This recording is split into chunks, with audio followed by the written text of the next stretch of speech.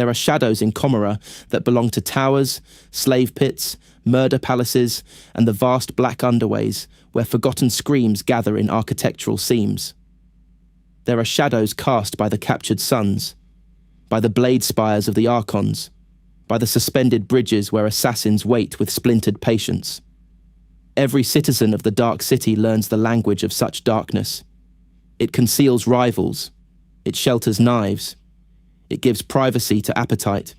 It makes terror useful. Then there is Aelindrach. Its name passes through Commorragh with a careful weight. Archons lower their voices when they speak of it, even in chambers where fear has been outlawed by pride. Homunculi record its properties with the fascination of surgeons standing before a wound that refuses anatomy.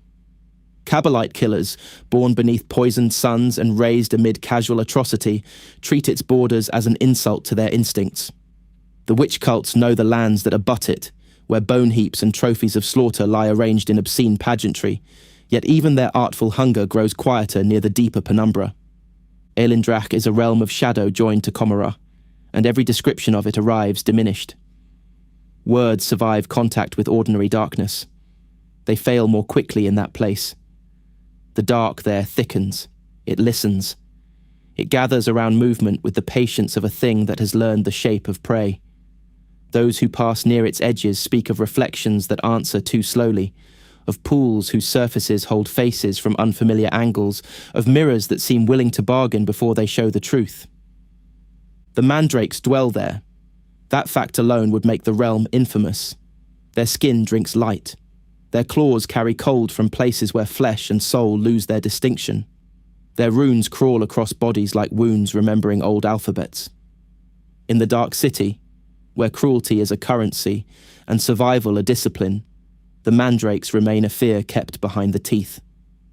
They emerge through shadows with the intimacy of a whispered name and leave behind silence, frost, and payment demanded in forms few sane minds would understand. Yet Aelindrach exceeds even its children. It is a place approached through darkness and carried by darkness, a threshold without a gate, a country reached by falling inward. Its borders appear where the light gives up its claim. In the underrealms of Commorragh, in the slanted angles beneath ruined towers, in places where the captured suns gutter behind poisoned cloud, the shadow realm waits with a patience older than most dynasties. Those who recognize its presence rarely linger. Those who fail to recognize it may discover that recognition was never required. The Dark City contains many horrors that can be mapped, named, purchased, threatened, flattered, or slain. Aelindrach answers to older arrangements. It offers neither safety nor mercy, and its silence has the density of judgment. To stand before it is to feel the mind reach for familiar laws and close around emptiness. The air grows cold. Distance becomes suspect. Sight loses authority. A breath sounds too close, then too far, then entirely inside the skull. Some realms are conquered by armies. Some are sealed by wards. Some are endured through ignorance. Aelindrach waits inside the places where even Commorragh casts a shadow. Welcome in, whether you have walked with TerranBrah through 100 sealed vaults of the far future, or this is your first time stepping into the colder corridors with us. I am genuinely glad you are here for this one, because Aelindrach has a very particular kind of pull. Some subjects announce themselves with war banners, gene-forged heroes, crusades, orbital fire, names carved into imperial stone. This one waits in the corner of the room and lets your eyes adjust the wrong way. That is why it deserves a slower breath before we go deeper.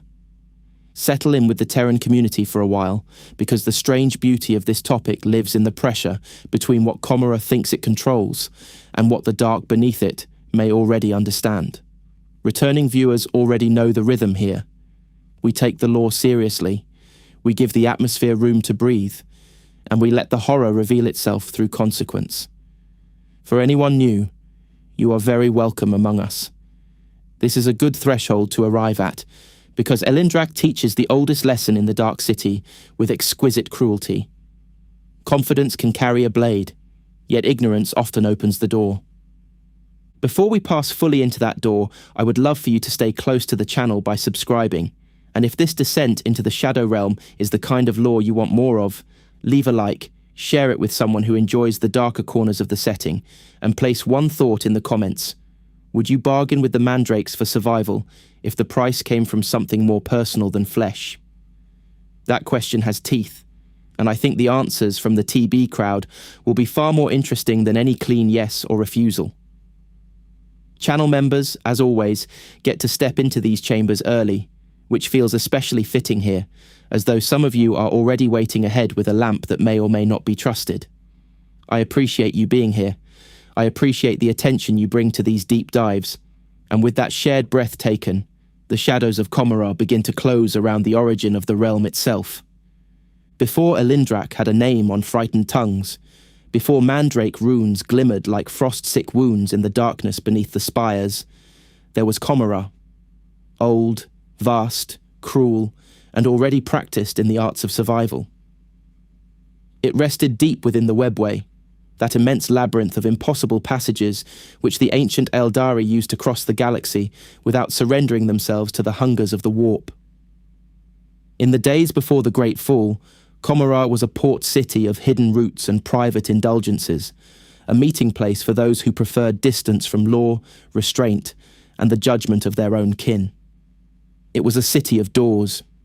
Through its portals came treasures from 1,000 worlds, living captives taken for pleasure, technologies whose names have faded even from the memory of seers, and visitors whose desires had already begun to rot their souls long before the birth scream that ended an empire.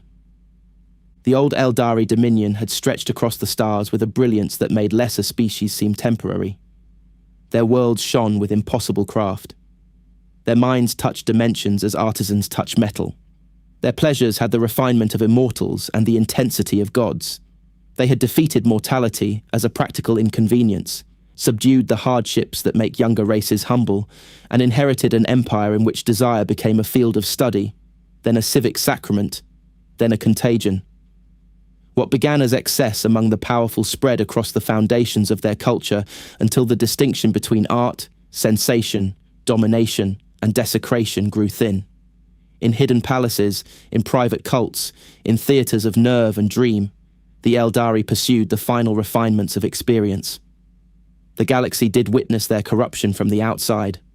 The webway carried much of it unseen. Commorragh thrived in that concealment. Its early masters and pleasure lords understood distance as a shield. The great webway arteries allowed ships, raiders, traders, fugitives and aristocrats to vanish beyond the reach of craft-world courts and maiden-world puritans. The city gathered those who wished to be unobserved. It gathered wealth, secrets, forbidden sciences, and appetites that required locked gates. Its position made it useful. Its privacy made it beloved by monsters wearing the faces of princes. Across the ages before the fall, the city became less a settlement than a knot of transactions, vendettas, concealed laboratories, flesh markets, and private realms stitched around a core of black ambition. Every archway led somewhere valuable. Every shadow could conceal a patron, a spy, or a slave caravan bound for chambers, where mercy had become an obsolete dialect. Then came the birth of She Who Thirsts. The calamity is poorly served by the word birth, as if such a thing arrived as infants arrive, helpless and new. The entity the Eldari call She Who Thirsts tore into awareness with the force of a god made from a civilization's accumulated hunger. The psychic shockwave devoured the heartlands of the ancient empire. Worlds vanished into madness. The Eldari gods were shattered, consumed, scattered, or driven into the margins of myth and desperation. The souls of countless billions were drawn screaming into the newborn abyss, and reality itself convulsed around the corpse of a star-spanning people. The Eye of Terror opened where the oldest territories of the Eldari had once burned with splendor. The empire became a wound. Commorragh survived. That survival was a dark miracle, and every power in the city built doctrine upon it. The hidden port was buried deep inside the webway, insulated by distance, warding, ancient geometry, and the cruel fortune of those who had always placed themselves beyond the easy reach of consequence. When the birth scream passed, the dark city remained. Its towers endured, Its portals trembled yet held. Its masters looked upon the ruin of their species and did what Commorrights had always done when disaster exposed weakness. They began killing. Those vulnerable to the new god's pull were culled. Those whose terror threatened the discipline of survival were massacred. Those whose softness seemed contagious were removed from the bloodline of the city by blade, poison, hunger, and public example. In that age, Commorragh remade itself as an organism of flint and malice. Compassion became a liability measured in lives. Kinship gave way to possession. Every citizen learned that existence would be purchased daily through fear, cunning, cruelty, and the harvested agony of others. The fall did more than spare Commorragh. It defined the terms by which Commorragh would continue. The souls of the survivors were still claimed in principle by the great enemy. The hunger of she who thirsts lingered in each of them as a slow inward theft, a wasting that gnawed from within. Pain became sustenance. The suffering of captives slowed the drain, fed the shriveling spirit, and granted the illusion of vitality to a people who had escaped immediate damnation only to live under permanent sentence. Thus, the raid became sacrament, economy, medicine, sport, and state policy. Real space worlds learned to fear the sudden opening of black portals, the scream of raiders, the sting of splinter weapons, and the disappearance of entire populations into the cages of the Dark City. Flesh was currency. Fear was infrastructure. Agony was fuel. Within such a city, space itself became another form of plunder. Commorragh had never been bound to ordinary shape. Its roots lay in the webway, and the webway is a realm of roots, thresholds, folded distances, and impossible adjacency. A street can lean against a continent. A gate can open upon a starless harbour. A palace can exist beside a battlefield separated from it by a turn of thought, and a door of wraithbone older than imperial language. Over the long ages after the fall, the Dark City expanded by annexation, theft, conquest, and metaphysical grafting. It absorbed territories beyond its first walls. It chained pocket dimensions to itself. It drew subrealms into its orbit like a predator dragging carcasses into a den. Shardom, the cursed and prideful satellite realm whose ruin became a warning. Iron Thorn, with its own cruel industries and martial hungers. The sable marches, bleak and distant. The aviaries of Malixian, screaming with impossible winged things. Countless lesser domains, noble estates, hidden laboratories, private hells, arenas, gardens, foundries, flesh vats, and oubliettes became part of the greater city through gates, conduits, treaties, wars, and treacheries now preserved only in sealed archives or the memory of those too dangerous to interrogate. Aelindrach belongs to this tradition of consumed reality, yet its nature resists the clean arrogance of ownership. Commorragh claims many realms through force of arms and mastery of the webway. Aelindrach is joined to the city through shadow.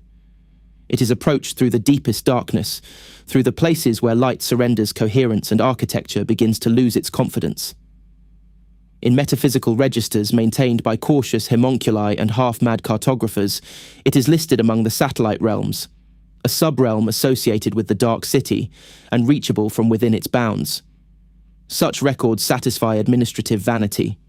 They do little for those standing near its margins. Aelindrach does not feel annexed. It feels adjacent by ancient permission.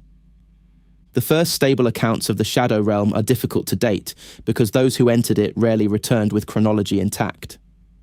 Some testimonies speak of a gradual thickening in the forgotten strata beneath Commorragh, a darkness that began to behave with the regularity of a border.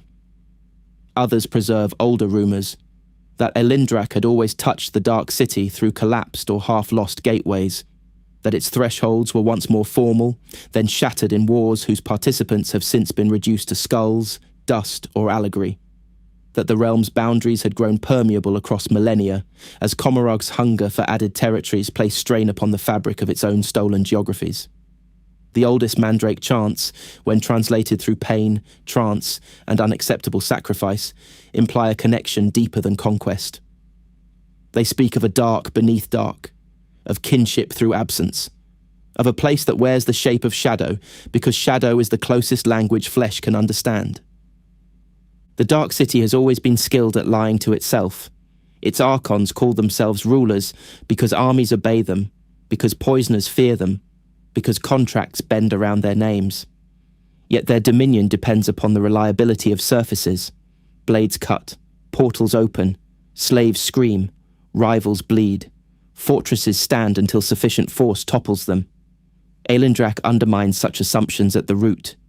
It emerged within the Commorragh order as a region where territory had to be sensed through dread, where maps aged poorly, where ownership could vanish with the light, where the self became an instrument of survival.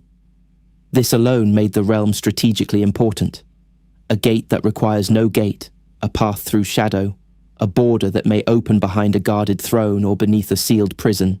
Such a thing cannot be ignored by those who build power upon paranoia. The Mandrakes made that lesson intimate. They became the visible edge of Aelindrach's influence, though visible remains a generous word for creatures whose bodies seem cut from darkness and whose presence is often recognized only after the killing is complete. In the courts of Commorragh, Mandrakes occupy a place of useful terror. They can be bargained with by the daring, hired by the desperate, and invoked in threats by those seeking to unsettle rivals already armoured against ordinary assassins. They emerge from Aelindrach bearing the realm's logic in their flesh. Their skin is shadow black, their movements quiet beyond training, their blades and claws attended by an unnatural cold. They are Drukhari, and other than Drukhari, descendants or distortions of the same ancient people, remade by long habitation in a place where darkness has substance and will has weight. Their existence proves that Aelindrach can change what dwells within it. Their reputation proves that Commorragh has never found a comfortable answer to that fact. In the ages of Vekt's supremacy, the importance of such realms grew sharper. Asdrubal Vekt, supreme overlord, archon of archons, tyrant of the Cabal of the Black Heart, reshaped Commorragh through murder, manipulation, and absolute political genius. He broke the old noble houses and raised a system in which cunning could ascend, provided it did so beneath his gaze. For more than 6 millennia, his will has threaded the Dark City like a garrote drawn through silk. The Cabal scheme because he allows them enough room to scheme. The homunculi bargain because even ancient monsters prefer profitable caution. The witch cults perform their blood-soaked splendours beneath an order maintained by threat, spectacle, and mutual dependence. Vekt understands the value of every blade pointed at another throat. Yet even his Commorragh contains regions where command becomes interpretation. Aelindrach is useful to the Dark City, and usefulness is the first step toward tolerated horror. Mandrake killers can be turned against rivals. Shadow paths can bypass walls and wards. Rumours of the realm can discipline underlings more efficiently than punishment. Border districts near Aelindrach serve as warnings, hunting grounds, markets, and occult frontiers. A tyrant may exploit a danger without mastering it. Vekt's genius lies in knowing the difference, though even knowledge cannot make the darkness loyal.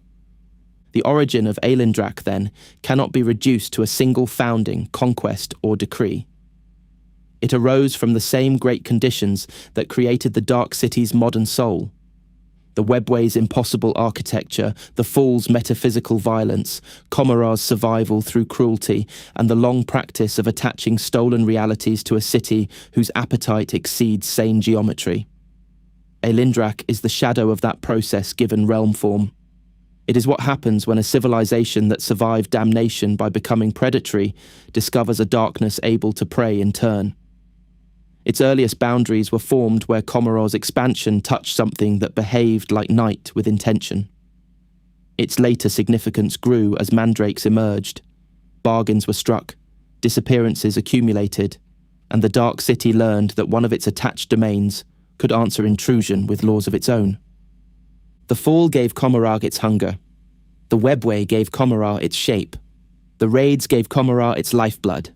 The sub-realms gave Commorragh the illusion of endless expansion.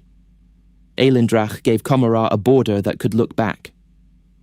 Within the halls of lesser cabals, the realm became a rumour used to frighten slaves into obedience.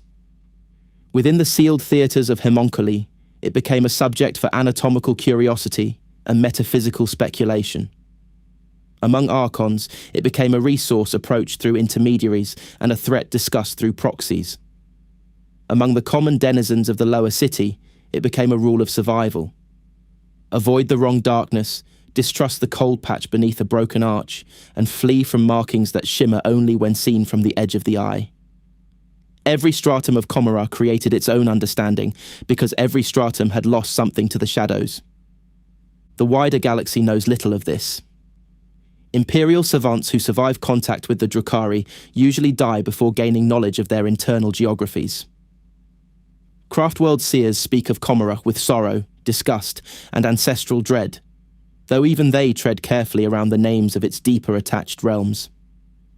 Harlequin masks carry fragments in performance, masks turning aside from a darkness upon the stage, dancers tracing the line between laughter and terror with blades too bright for the scene. Captives taken from real space sometimes hear the name Aelindrach before death, whispered by guards who enjoy watching comprehension fail. Such victims enter the dark city already doomed, and yet even they can sense when their tormentors fear a place more than they fear rebellion. That fear is the true measure of Aelindrach's origin.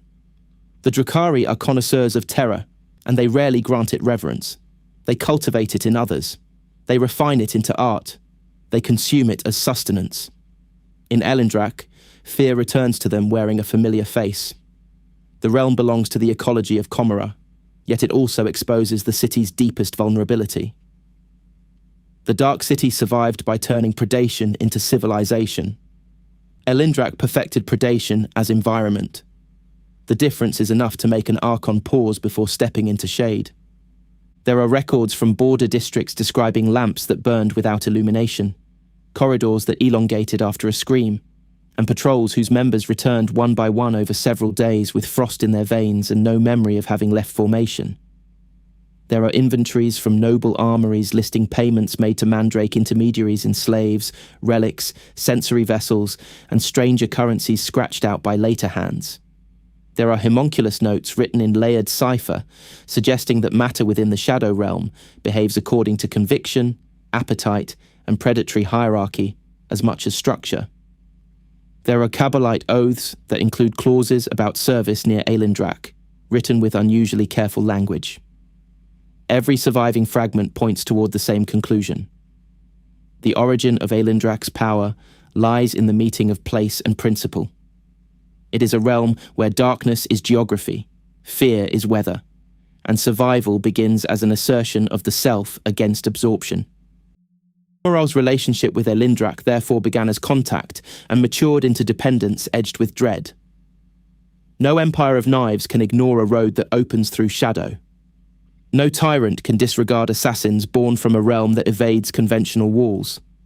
No city built on slavery can overlook a population of killers who treat intrusion as invitation. Through the centuries, pacts formed, boundaries were learned, taboos grew around certain approaches, mandrake signs became warnings, boasts, and territorial claims. The Shadow Realm's presence settled into the city's habits like poison in a chalice, accepted, useful, and always capable of killing the hand that lifts it.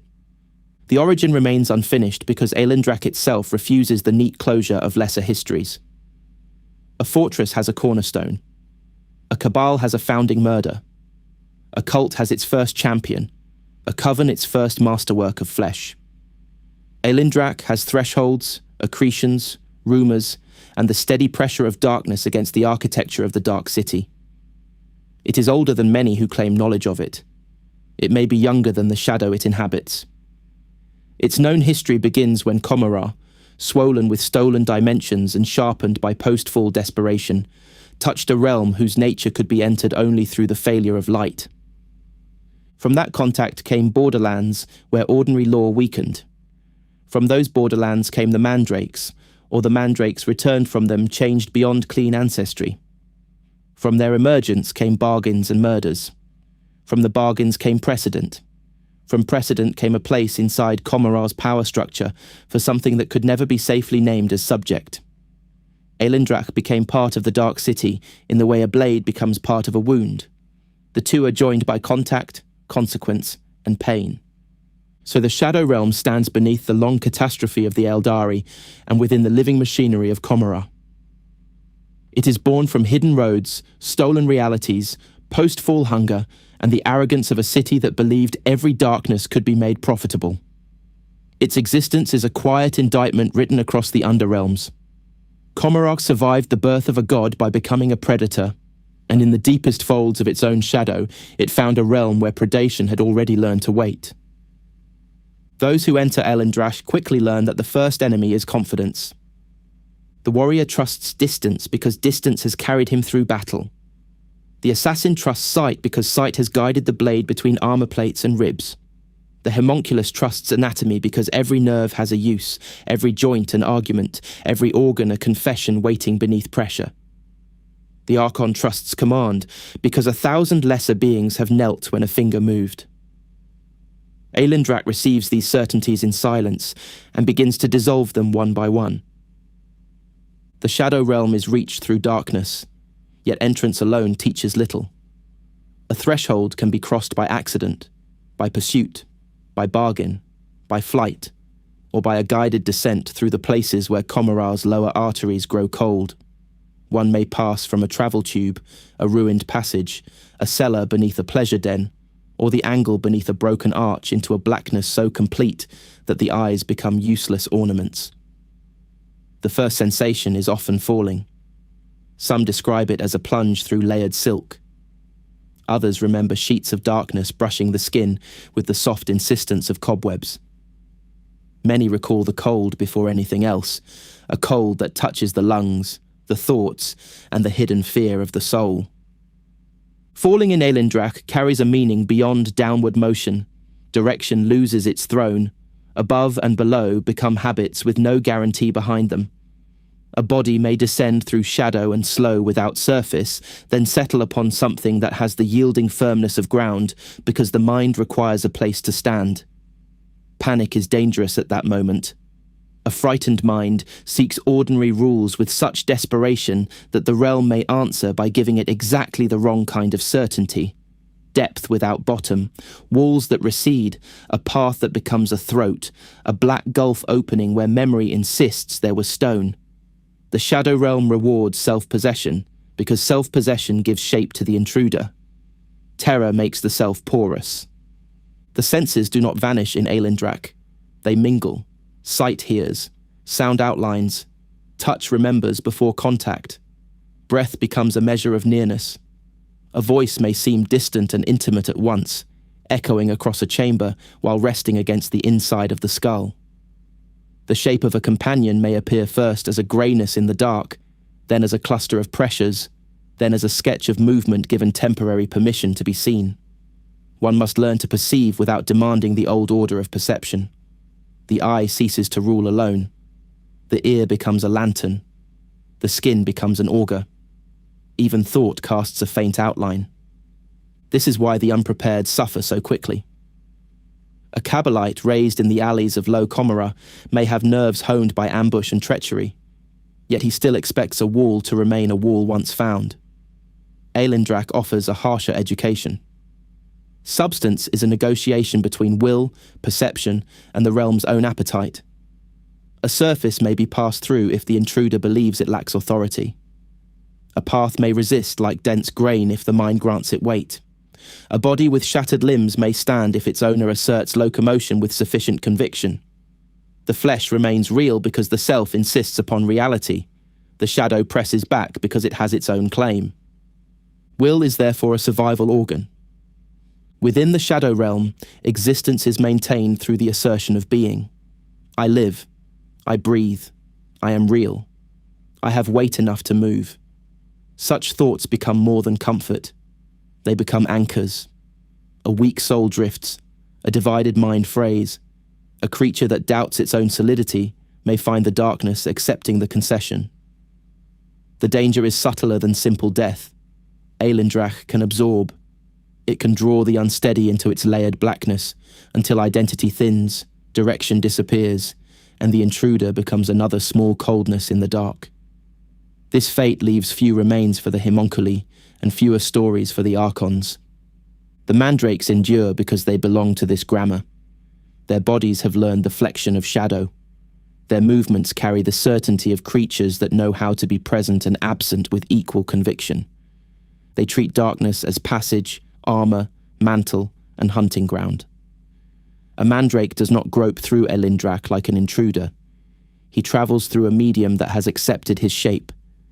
His runes burn with corpse-pale suggestion because symbols in that realm can carry territorial force. His challenge marks do more than inform. They alter the social pressure of the path. They declare predatorhood. And intruders must answer that declaration even when they fail to understand it. One of the most dangerous principles in Aelindrach is the division between predator and prey. It is neither metaphor nor simple mandrake custom. The realm itself seems to observe the distinction.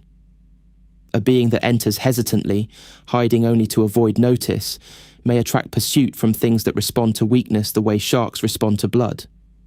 A being that marks, challenges, claims, and moves with intent may still be hunted, yet the hunt changes. There is recognition. There is risk. There may even be negotiation. To become predator in Aelindrach requires the performance of predation with enough conviction to be accepted by those already dwelling there. The cost of failure is immediate. This law explains why even the clever approach the realm with ritual behavior. A homunculus fleeing enemies in Commorragh may enter Aelindrach seeking protection, yet he cannot simply hide in the dark like a slave beneath a butcher's table. He must show teeth. He must mark the passage. He must speak through signs the mandrakes know how to read. Challenge, allegiance, debt, rivalry, and insult may be carved into the shadow stuff with blades whose edges catch light where no light should exist. The sigils flare, fade, and remain legible to those who perceive from the proper angle. Their meaning may decide whether the next movement in the dark brings guides, rivals, killers, or kings. The physical texture of Aelindrach varies like moods of night. Some passages feel like oiled black glass. Others possess the gritty density of basalt, the close-grained hardness of ancient wood, the softness of sable, the clinging drag of wet leather, or the brittle resistance of frozen ash. Vast open spaces can appear without horizon, edged by cyclones of shadow, plunging into depths that seem to turn sideways. Strands of solidity cross the void like dead branches or scaffold bones. Walls exist as suggestions until approached. Floors may hold while believed and betray when feared. The cold wind has claws. It tears at exposed flesh with the spite of something alive. The proximity of the warp can be felt more keenly in some reaches, though Aelindrach is no ordinary Empyrean breach. It lies within the impossible architecture associated with Commorragh and the Webway, yet its darker passages brush against forces that remind every Eldari soul of the doom waiting beyond restraint. The undertow of She Who Thirsts may whisper through weakened places, a siren pressure beneath the cold, sweet and lethal. This is among the deepest terrors of the realm. The Drukhari flee the great enemy by feeding upon pain, by keeping their souls sharpened through the suffering of others. In Aelindrach, where selfhood must be maintained by will, the old hunger at the heart of their curse becomes a second darkness beneath the first. The Shadow Realm therefore tests the Drukhari in the one place they prefer to deny vulnerability, the interior self. An Archon can prepare against poison. He can layer fields around his body, seed spies through rival households, purchase allegiance, and arrange contingencies across centuries. Those preparations have value at Aelindrach's edge, and less value beyond it. Inside the deep shadow, the question changes. Can the self remain sovereign when sight fails, when touch lies, when sound grows teeth, when the boundary between body and thought becomes thin enough to bleed through? Can a creature built from domination maintain its own outline when the environment itself hunts submission? This is why Aelindrach terrifies Commorragh in ways ordinary enemies cannot. A rival cabal can be weakened by murder. A witch cult can be bribed, challenged, or ruined by scandal and spectacle. A coven can be placated with rare flesh or repaid with secrets. Aelindrach resists the tools by which the Dark City understands power. It has no throne room that guarantees control of the realm. It has rulers, kings, brothers, champions, and monstrous figures of renown, yet rule there resembles dominance within a storm. Authority moves through fear, debt, proximity, symbolic violence, and the sanction of the dark itself. The strongest command because their presence makes the surrounding shadow accept them.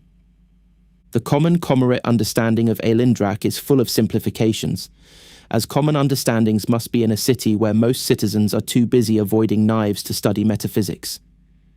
They say the realm is darkness made solid. They say mandrakes come from it like vermin from cracks. They say the wrong shadow can swallow a child, a warrior, a whole slave cart, or a noble's pleasure chamber if the lamps fail at an unlucky hour. These crude beliefs preserve something useful. The scholar's language adds precision, yet the slave's fear often grasps the essential truth first. Aelindrach is a place where darkness can take initiative. One must also understand the fragile relationship between Aelindrach and Commorragh's ordinary spaces. The boundary is permeable compared with many other subrealms. Shadow naturally intersects both worlds, and through that intersection movement becomes possible. A patch of darkness in Commorragh may be only absence of light. Another may be a shallow fold touching Aelindrach. A third may be watched from within. This uncertainty grants the mandrakes their dreadful strategic value. No wall can be trusted absolutely where shadow remains. No locked chamber is fully sealed while darkness gathers under the furniture. No noble can sleep in peace knowing that a bargain struck by a rival may open a path through the unlit corner of his own sanctum. The homunculi, with their layered arrogance and clinical fascination, have attempted to describe these thresholds in terms of dimensional bleed, umbral interface, psycho-reactive matter, and collapsed gateways. Some of their theories carry weight. Some are elegant lies constructed to disguise ignorance. The claim that all formal gateways to Aelindrach have collapsed appears in several forbidden discussions, though the explanation never satisfies every witness.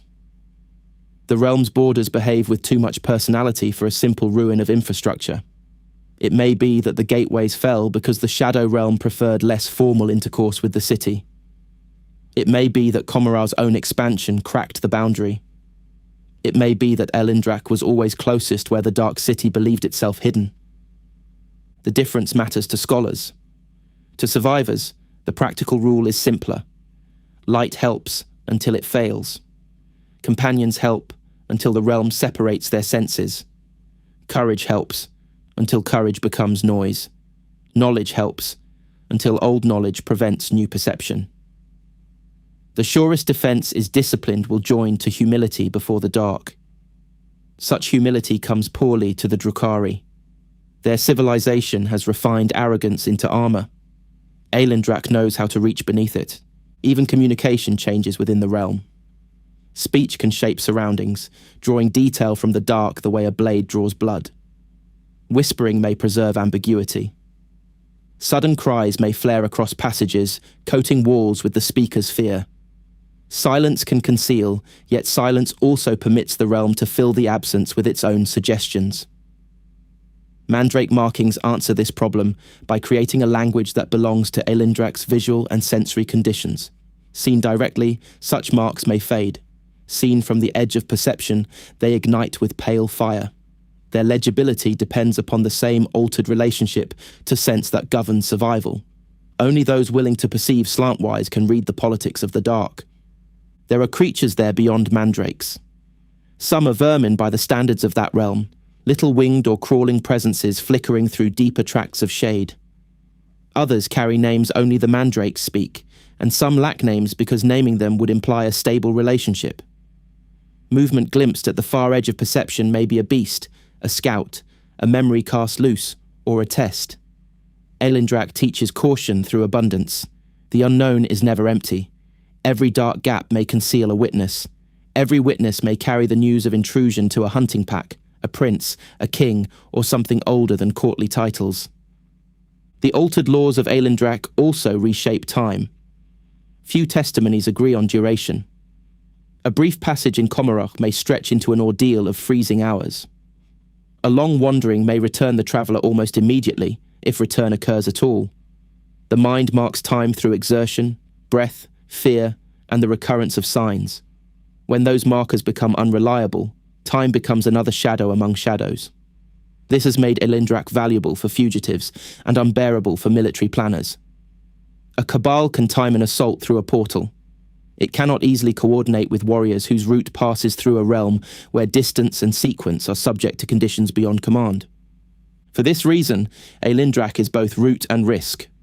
A mandrake can use it to emerge within a guarded district, strike, and vanish. A desperate homunculus can flee into it when ordinary escape routes close. A rival can attempt to pursue, then discover that pursuit grants the hunted an advantage if the hunted knows the language of the place. Yet the realm is never a simple passageway. It charges every traveller in attention, nerve, and exposure. To move through Aelindrach is to announce oneself to systems of predation older and stranger than Kabbalite politics. The shadows remember motion. The law of will has profound implications for the Drukhari body.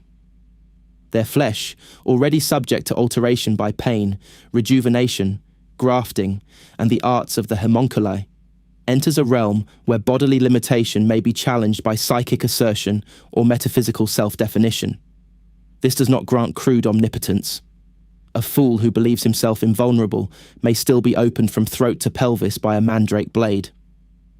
Yet the body's relationship to injury, motion, and presence becomes more fluid.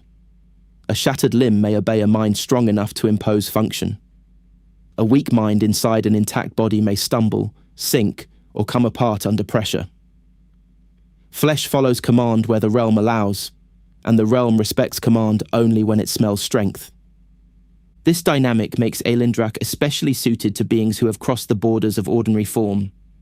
Mandrakes, altered by long existence in the dark.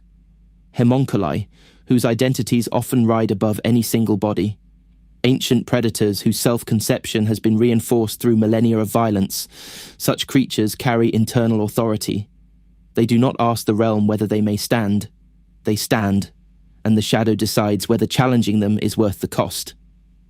This is an ecology of metaphysical dominance, and every encounter is a contest of presence before it becomes a contest of blades.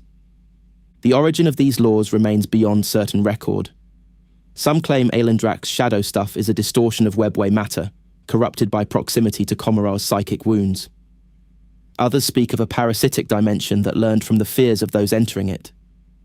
Mandrake oral signs suggest the realm possesses ancient hierarchies and deep lineages that precede many Commorrite assumptions.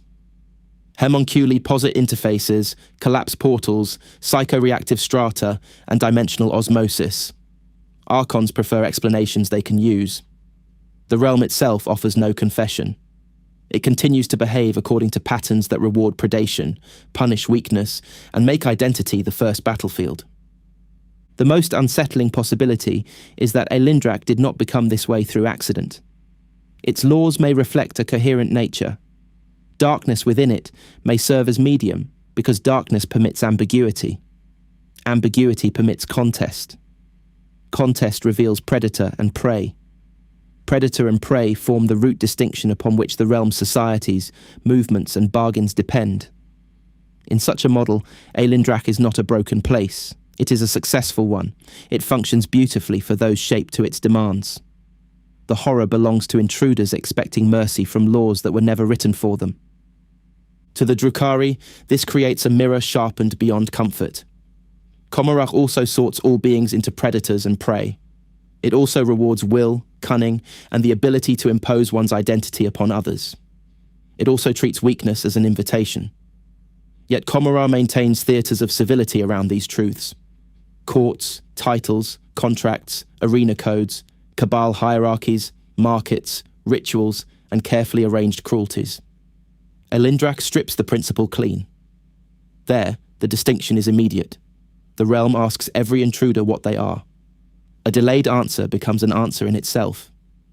This is why the laws of Aelindrach feel ancient, even when described through events within recent Commorrite memory. They carry the simplicity of the abyss. See without relying on sight. Move without trusting direction. Speak without surrendering fear to the walls. Stand because you insist upon standing. Mark yourself as predator or be interpreted as prey. Remember that shadow is neither empty nor passive. Remember that return is possible only while the self remains gathered enough to seek it. For all their cruelty, the Drukhari remain children of an ancient psychic species. Their souls are luminous to the hunger that pursues them. Their every act of inflicted pain is a desperate maintenance of self against divine consumption. In Aelindrach, that desperation becomes local, immediate, environmental. The dark around them performs in miniature the cosmic condition of their existence. It presses inward. It waits for weakness. It promises absorption. The Drukhari survive by refusing to be taken, by taking from others, by sharpening identity through domination. Aelindrach turns that survival strategy into terrain. Thus the Shadow Realm cannot be understood as a mere district, hunting ground, or exotic sub-realm hanging from Commorragh's greater mass. It is a law system of darkness. It is a discipline imposed by environment. It is a place where perception becomes obedience or rebellion, where will becomes anatomy, where fear becomes scent, where symbols become territorial weapons, and where every step says something to unseen listeners. Those who carry themselves poorly are consumed by the logic of the place long before any claw reaches them. Those who adapt may find paths through blackness that no fortress can bar. Aelindrach's deepest law is this: the dark does not hide the truth of the intruder. It reveals it to everything waiting nearby. The Mandrakes are the Shadow Realm's most familiar emissaries, which in Commorragh means they are the horror most often survived long enough to be named. They move through the dark city as rumours with hands. A slave chain crossing a lower bridge may lose its rearmost captive without hearing a cry. A Sybarite standing beneath the stained glow of an Ilmaya may glance aside and find frost creeping across his splinter rifle. A noble sealed behind warded doors may awaken to discover a mark burned into the ceiling above his bed, visible only while his eyes are half closed. The Mandrakes leave proof with surgical cruelty. They want their victims, patrons, and rivals to understand that darkness has touched the room and chosen restraint for reasons of its own. Their bodies bear the long authority of Aelindrach, skin black as pitch drinks illumination, leaving the impression of figures cut from the absence beneath reality. Their eyes can appear as pale pinpricks, ember slits, or hollows of deeper black depending on the witness and the light. Their hair, when seen, often carries the pallor of cobwebs or old bone. Glowing runes crawl over their flesh like captive witch fire, lines of symbol and scar that seem to move with breath, mood, and hunger. These markings are neither decoration nor simple tribal paint. They are declarations, bindings, threats, lineage signs, and reminders that a Mandrake's body is also a border between realms. Many Commorrights treat the Mandrakes as debased cousins, remnants of the same ancient species reshaped by the Shadow Realm's environment. The insult comforts those who need categories more than truth. The Mandrakes are kin in the way a knife is kin to the hand that forged it, sharing origin while obeying a more severe destiny. Their long habitation in Aelindrach has altered their relationship to light, matter, temperature, and fear. Their blades do more than cut. Their presence chills. Their arrival changes the emotional pressure of a chamber before blood is spilled. Even Drukhari, who mock demons, enslave worlds, and bargain with homunculi, understand that Mandrakes have learned forms of predation beyond ordinary cruelty. In battle, they are assassins, infiltrators, and sudden catastrophes. In Commorragh, they are also envoys of a darker political geography. Each Mandrake belongs to patterns of allegiance that outsiders struggle to understand.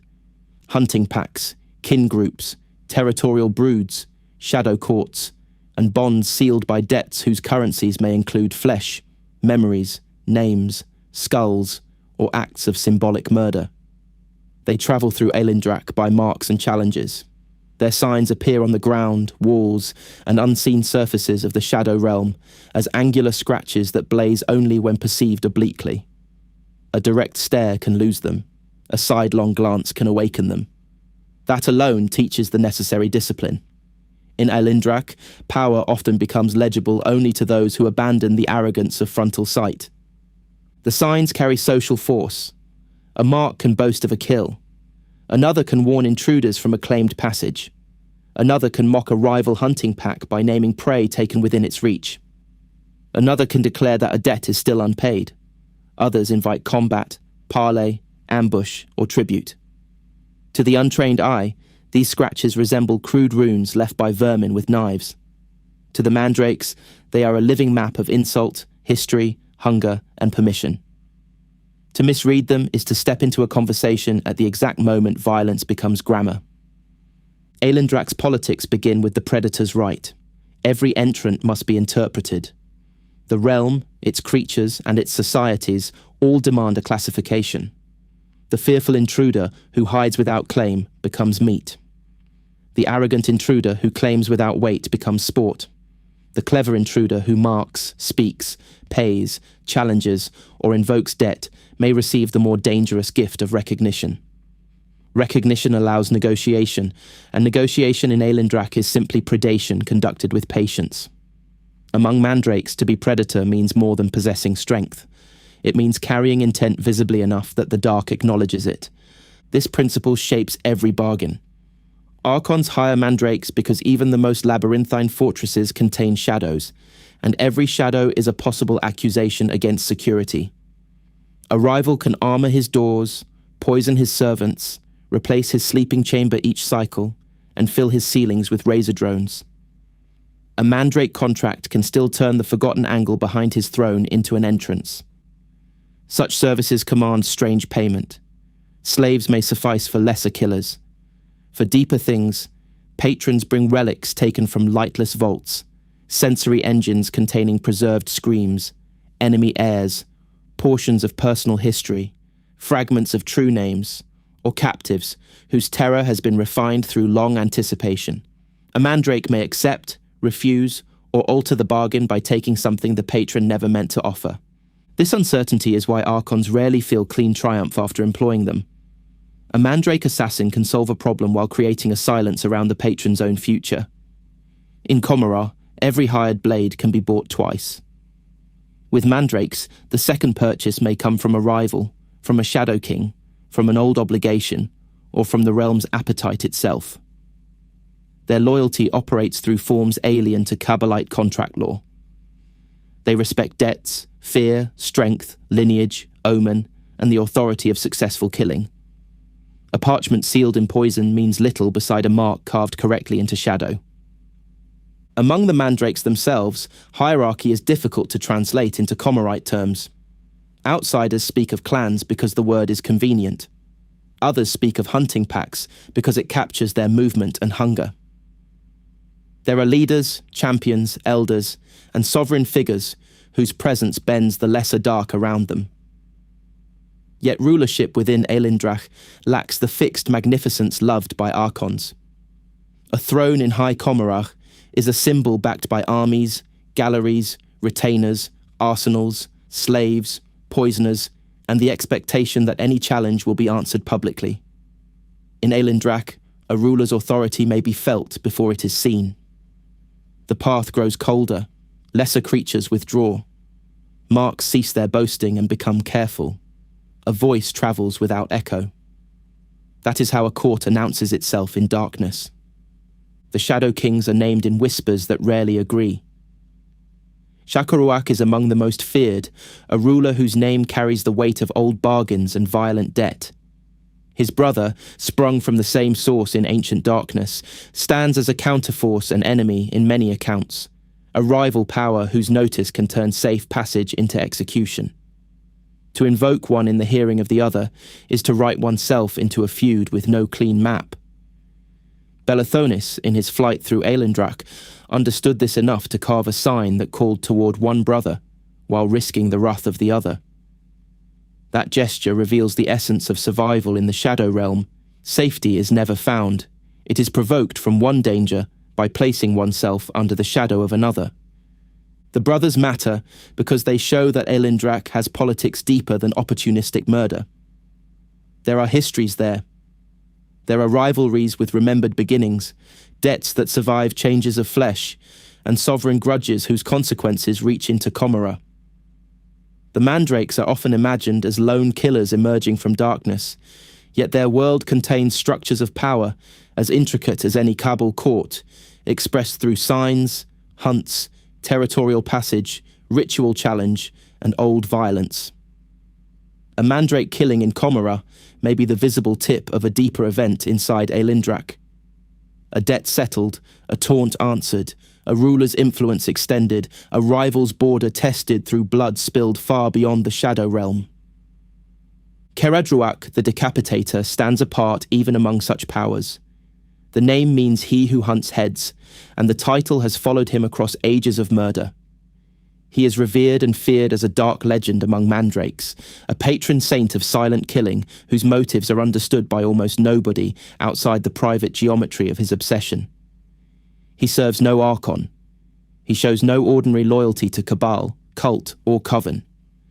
He hunts highborn and lowborn, Drukhari and slave species, heroes and nameless victims, searching with terrible selectivity.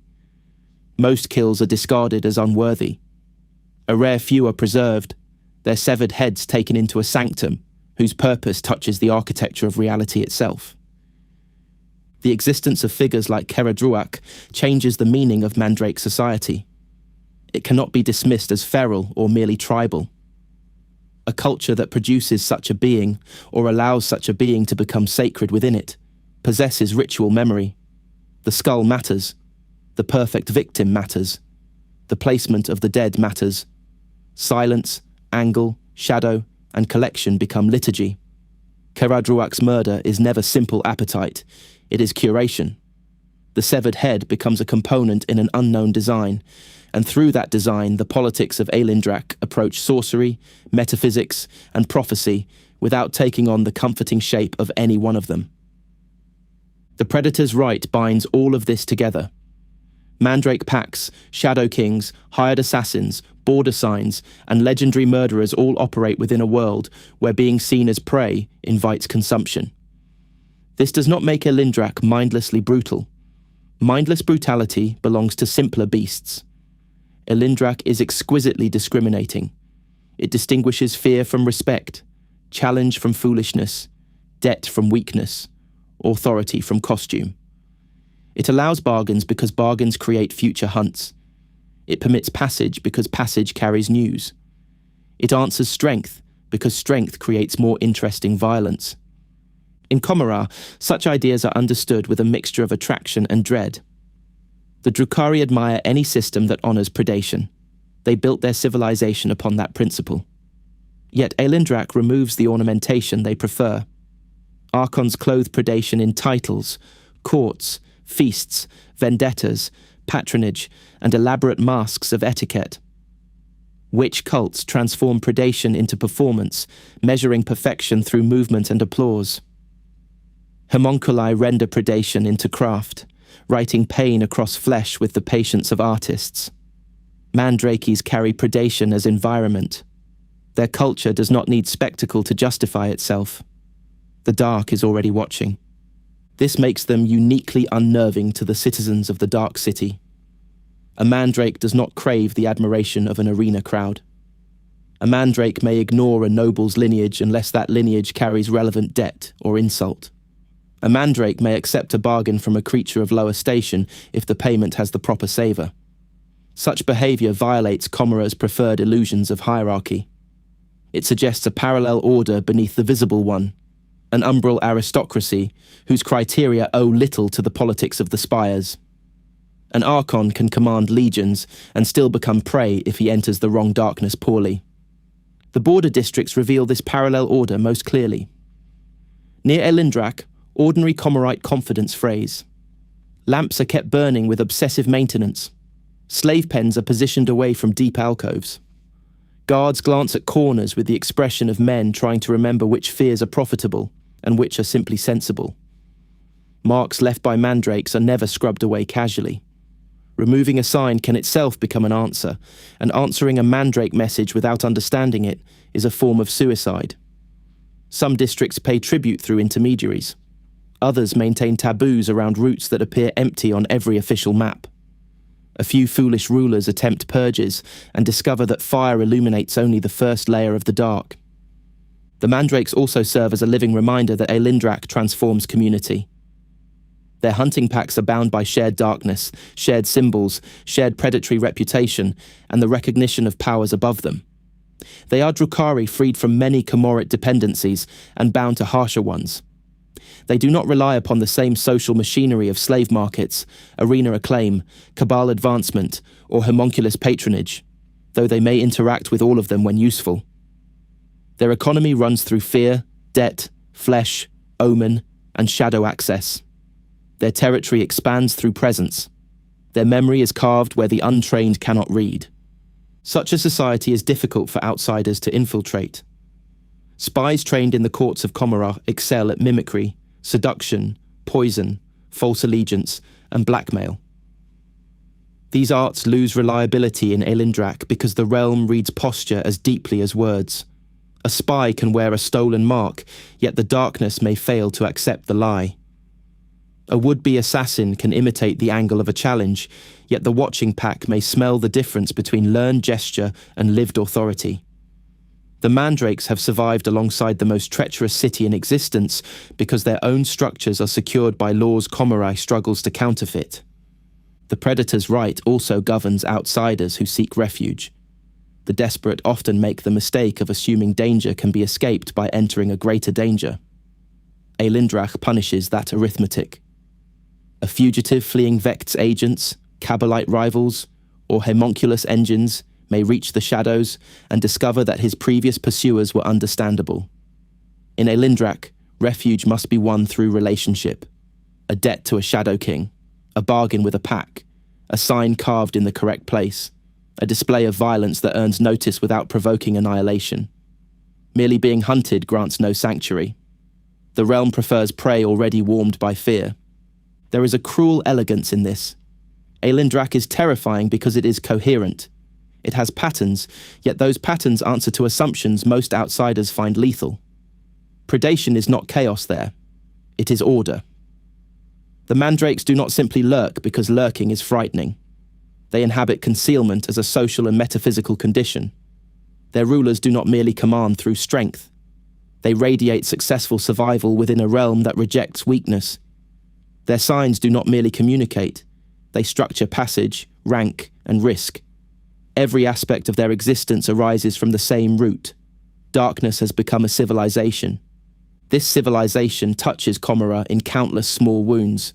A murdered rival whose head never appears on a trophy rack. A noble child taken from a sealed nursery as payment for a contract made by an ancestor. A homunculus granted passage through a shadowed artery because of a debt incurred during some forgotten experiment. A slave market emptied overnight, leaving only frost and angled marks on the cages.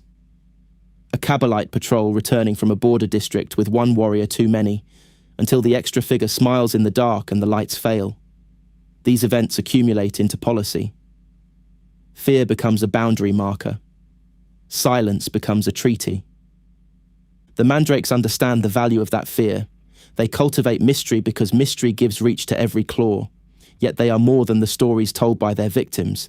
Their society has memory, rivalry, prestige, sacred figures, and rules enforced by consequences. They recognize power in forms that Commorragh's rulers can use only at risk.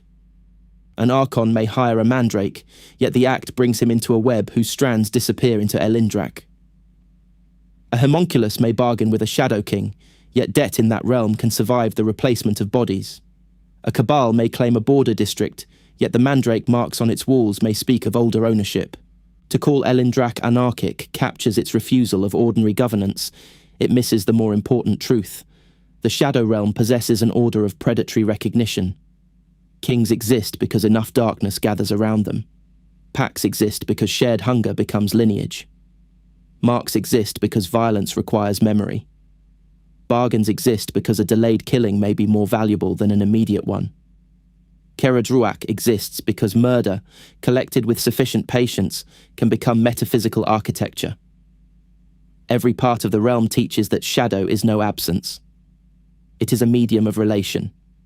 For the Drukhari, this is both temptation and warning. They see in Mandrake society a purity of predation that echoes their own creed.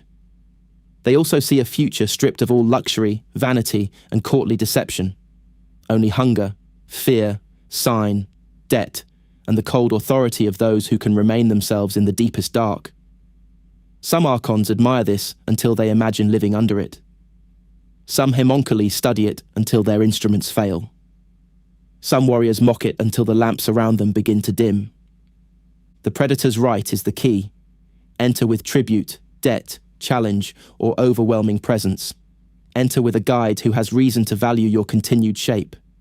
Enter after learning which brother's name can open a path and which can close it forever. Enter with the humility to understand that humility itself may be centered as weakness unless clothed in intent. Every breath must be governed. Every motion must say, I am dangerous enough to speak with. Every hesitation must be mastered before the walls hear it. The Mandrakes are the first answer Aelindrach gives to Commorragh. They are the proof that something can live by the realm's laws and carry them outward. Through them, the Shadow Realm gains hands in the Dark City, blades in noble chambers, negotiators in impossible bargains, and prophets whose language is murder. They move between worlds because shadow touches both. They serve kings and private hungers, pacts and debts, ancient rivalries and sudden contracts. They are the border made flesh. And when their marks appear near a path, the wise do not ask whether the way is open. They ask what kind of creature the darkness expects them to be. Aelindrach has a strange way of turning the discussion back toward the listener, because once the laws of the place are understood, even slightly, the question stops being only what lives there and becomes what any of us would become under those conditions. That is the part I find most unsettling about it, and probably the reason the realm stays in the mind after the names and titles settle. Commorragh is already a civilization built from predation, yet Aelindrach removes the velvet, the poison glass etiquette, the aristocratic theatre, and the grand excuses. The dark asks for the truth of the being that enters it. Predator, prey, debtor, rival, offering, trespasser. There is something almost brutally honest about that, and I think that honesty is why the Shadow Realm feels so dangerous even beside the more flamboyant horrors of the Dark City. The Terran community has gone through many ugly places together, yet this one has a quieter cruelty. It does not need to roar. It lets the intruder supply the fear, then uses that fear as a lantern. And now that Mandrake society, Shadow Kings, and the Predator's right are on the table, the next movement becomes much stranger because Kheradruakh takes all of those ideas and concentrates them into a single obsession. Murder as collection, collection as design, and design as a pressure placed against reality itself. So here is the one thought I would genuinely like to hear from you in the comments, because I think it cuts to the heart of Aelindrach better than any broad reaction could. Do you read the Mandrakes as servants of the Shadow Realm, rulers within it, or as beings trapped by its laws so completely that their mastery and captivity have become the same condition? There is room for a sharp argument in every direction, especially once Shakuruak, the rival brother, and Kheradruakh's private work are considered together. My own instinct leans toward mastery with a hidden cost, the kind of mastery that looks absolute from the outside because everyone who sees the price is already standing too deep in the dark. Hold that tension close as the path narrows, because the next chamber belongs to the Decapitator, and in his ossuary the dead are arranged with a patience that makes simple assassination feel almost innocent. Kheradruakh waits where murder has become architecture. Deep within Aelindrach, past the paths marked by Mandrake challenges, past the passages where cold wind strips certainty from the skin, past the territories where lesser hunters scratch their boasts into the shadow stuff, there lies a sanctum arranged with such terrible patience that even the Dark City's oldest flesh sculptors would recognize artistry and grow quiet. It is a chamber of heads, a vast hemispherical hollow lined with flensed skulls, each placed with exacting care, each fixed so that its empty sockets gaze toward a single point in the air before the dais of the Decapitator. The skulls are the chosen dead. That distinction matters. Kheradruakh has killed beyond counting, yet the overwhelming majority of his victims were never worthy of the inner sanctum. Their death served hunger, contract, opportunity, warning, sport, or the private satisfactions of a killer whose shadow stretches across millennia. The skulls in the chamber belong to a rarer category. They were selected.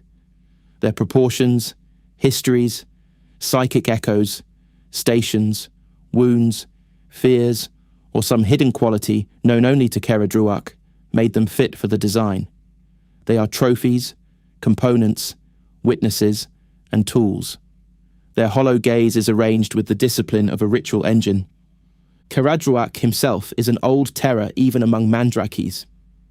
His name means he who hunts heads, and it has travelled through Commorragh in the manner of certain diseases. Quietly, inevitably, with every whisper leaving the listener altered. He is called the Decapitator by those who require a title simple enough to survive panic. To the Mandrakes he is something more intimate and more dreadful, a figure of reverence, superstition, envy, and distance. He belongs to their world, yet he stands apart from its ordinary packs and courts, driven by an obsession that seems older than most rivalries and more focused than most faiths. His form carries the signs of Aelindrach's long workmanship. Skin black as pitch, hair pale as old webbing, eyes described as sockets of deeper shadow, as though sight had become unnecessary after so long in places where the eye is a junior sense. An additional pair of long, sinewy arms extends from his shoulders, giving his silhouette an insectile and priestly wrongness.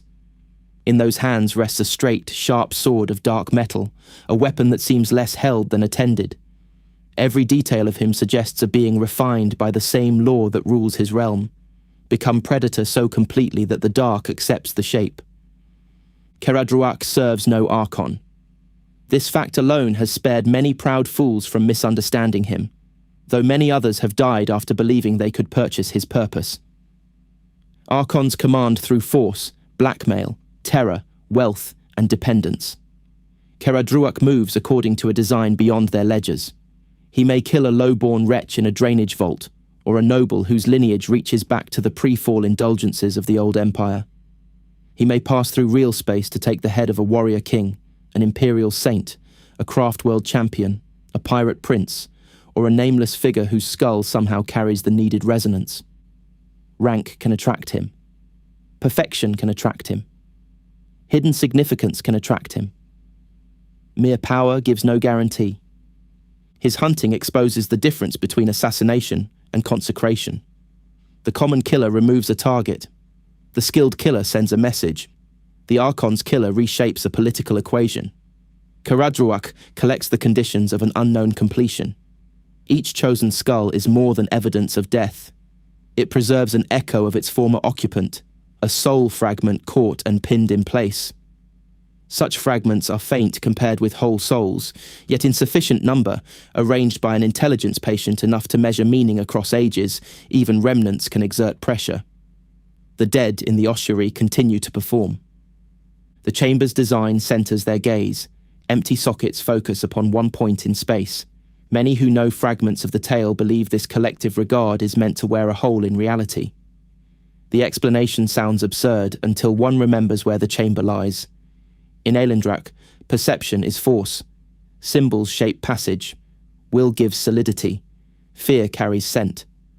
A mark seen from the proper angle can alter the fate of a traveller. Under such laws, the gaze of the dead may have weight.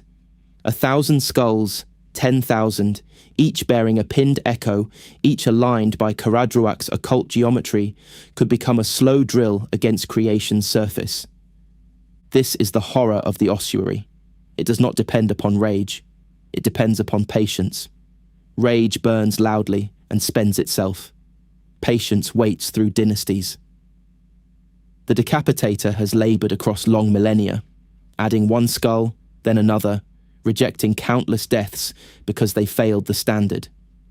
He has treated murder as a craft in which speed matters less than placement. The skull-lined chamber is a calendar written in severed heads. It measures time by the accumulation of perfect victims. Every empty socket is a fixed star in a constellation of death. Within Commorragh, trophy-taking is ordinary enough to become banal. Heads decorate halls, skins hang as banners. Soul stones are desecrated, spines become instruments. Bones become furniture, warnings, currency, and jokes. The Drukhari are surrounded by the remains of others, and they cultivate familiarity with mutilation as a statement of superiority. Kheradruakh's collection unsettles that familiarity because it lacks the social vanity of Commorrite display. it is hidden from applause. It is arranged toward purpose. The skulls do not flatter the collector in public. They look inward, toward the same impossible point. In a civilization addicted to spectacle, secrecy gives the chamber its sacred weight. The identity of the chosen dead has long invited speculation among those few who know the ossuary exists. Some imagine the collection requires one skull from each species of consequence, as if Kheradruakh were building a taxonomy of mortality. Others believe he seeks specific psychic harmonics: courage broken at the instant of death, treachery crowned by surprise, sanctity violated, arrogance cut cleanly from the body before recognition can arrive. Some claim the skulls correspond to enemies of the Mandrakes across ages. Others whisper that the arrangement traces a map of paths through Aelindrach, each skull marking a gate, debt, or conquered shadow. Every theory reveals more about the theorist than the design. Kheradruakh has never explained himself to the satisfaction of those who survived hearing him. The possibility that the skulls are working together as a conduit changes the scale of his violence. A murderer leaves corpses behind him. A ritual architect builds with them. If the gazes truly loosen reality, then every selected victim was chosen as a stone in a bridge, a tooth in a key, a syllable in an invocation spoken through silence. The dead become a chorus without voices. Their absence becomes pressure. Their hollow sockets become instruments fixed upon a point where the barrier between states has grown thin. When the eye began to open, even Kheradruakh felt shock. That detail carries immense meaning. The Decapitator is not a creature easily surprised.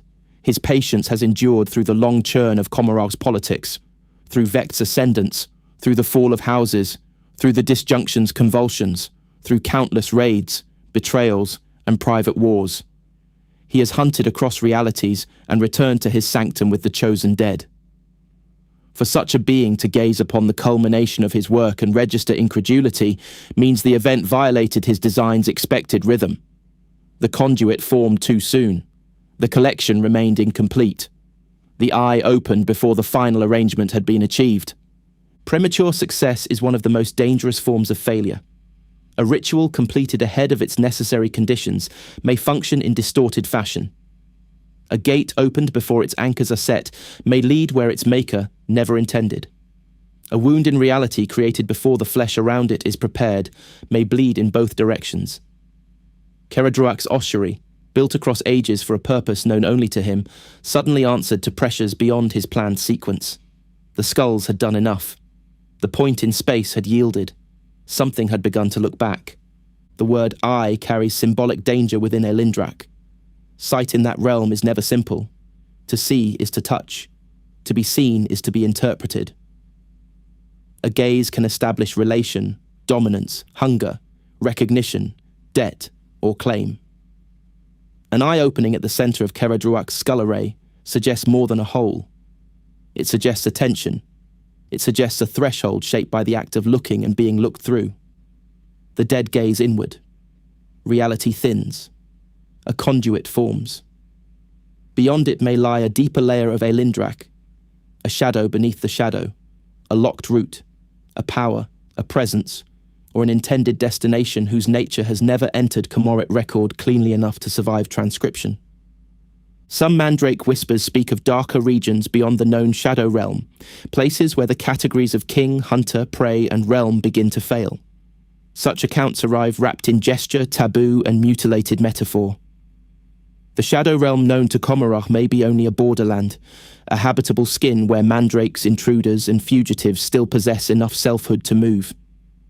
Kheradruakh's ossuary may reach toward a deeper dark, an original source, an ancestral wound, a prison, or a hunger whose name has been deliberately withheld from every bargain. The eye may be a passage. It may be a witness.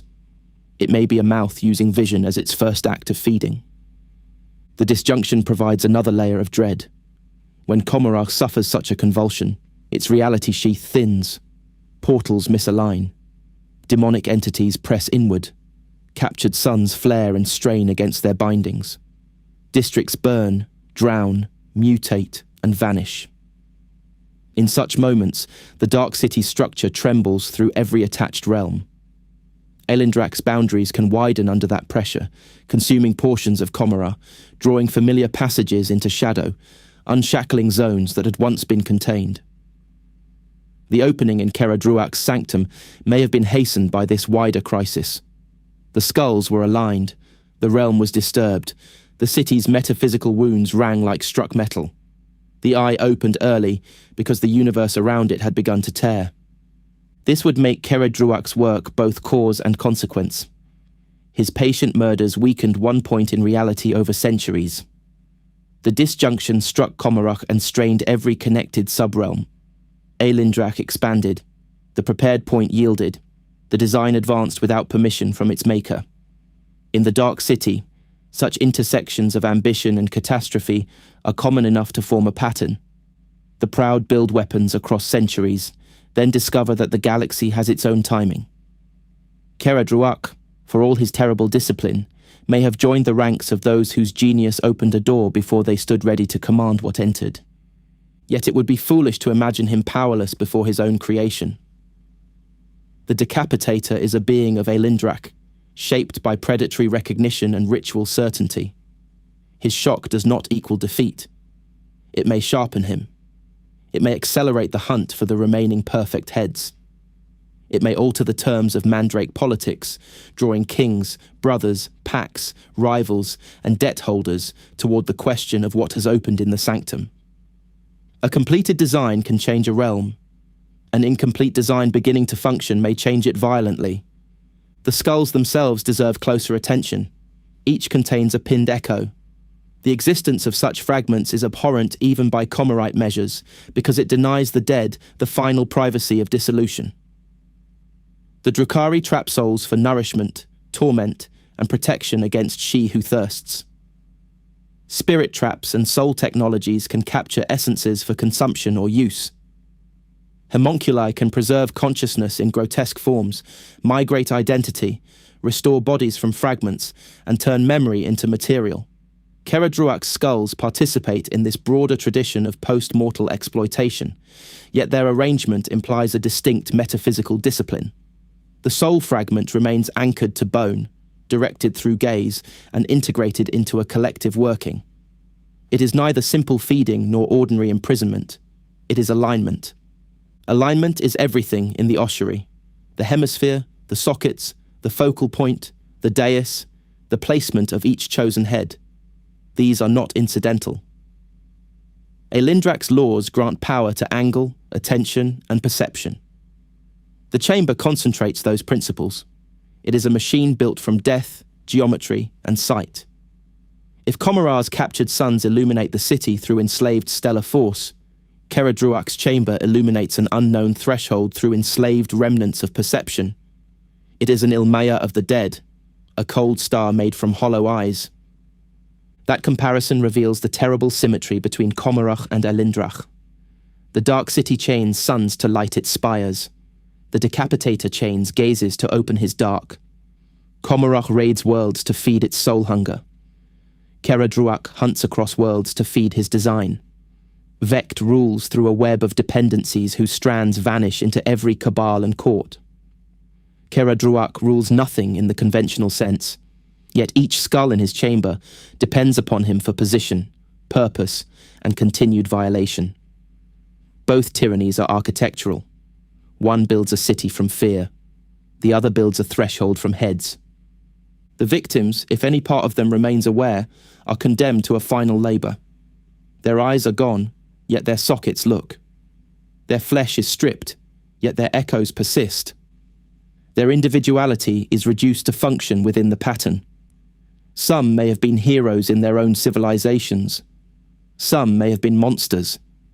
Some may have known the Drukhari as raiders and died with hatred in their throats.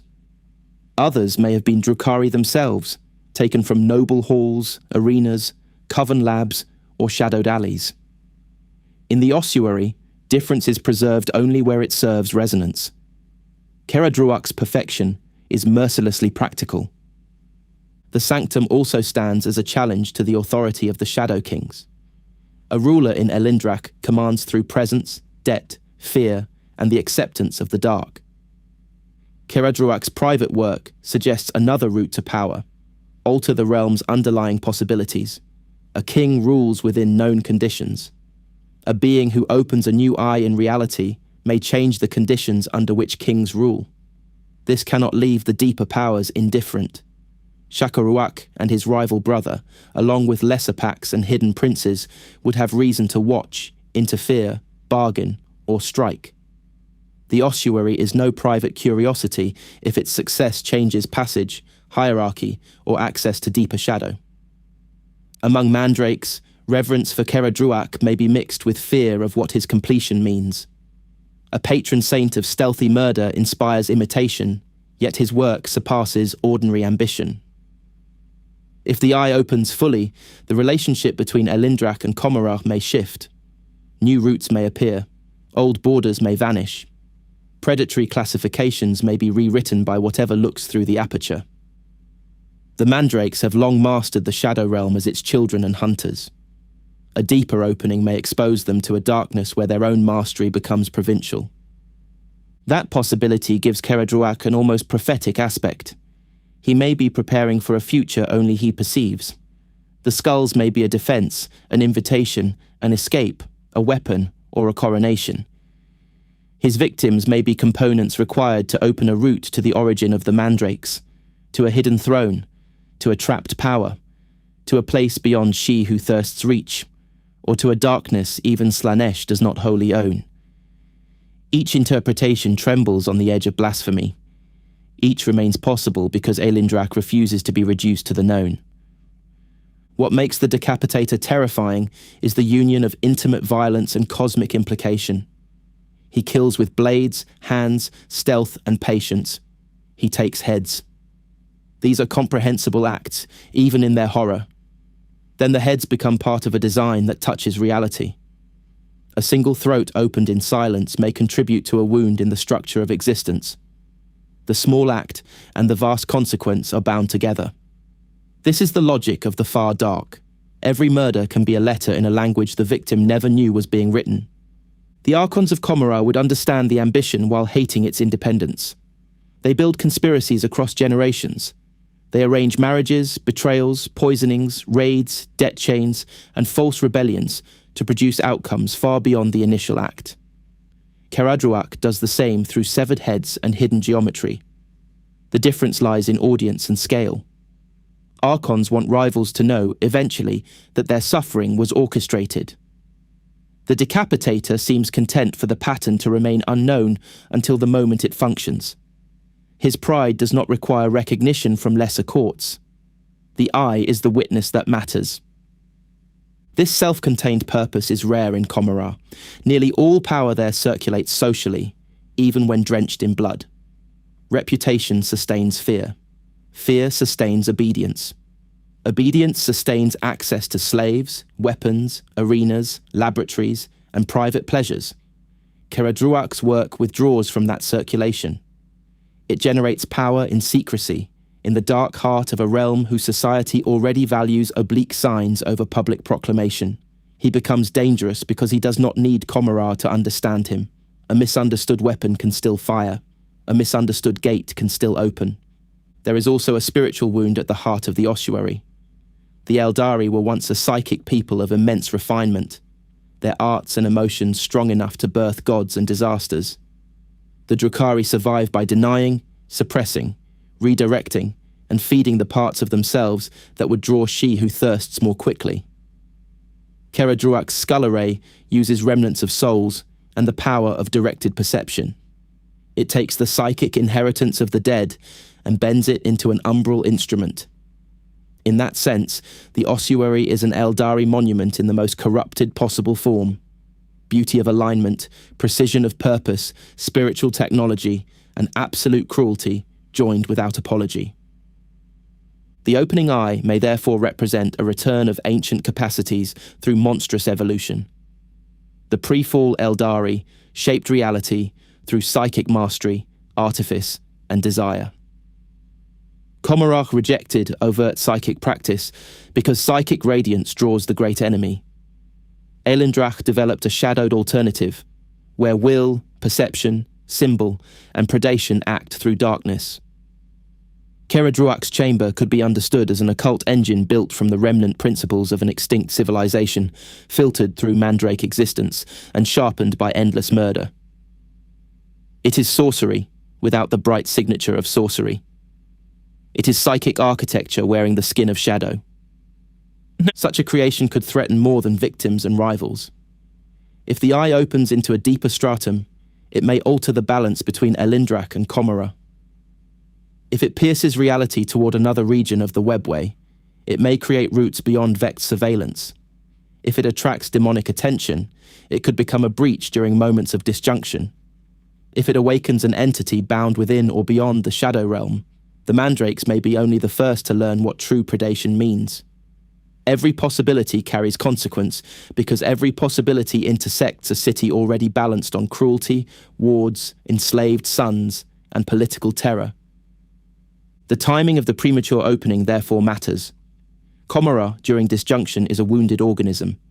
Its portals misbehave, its districts burn, its archons exploit crisis while fearing annihilation.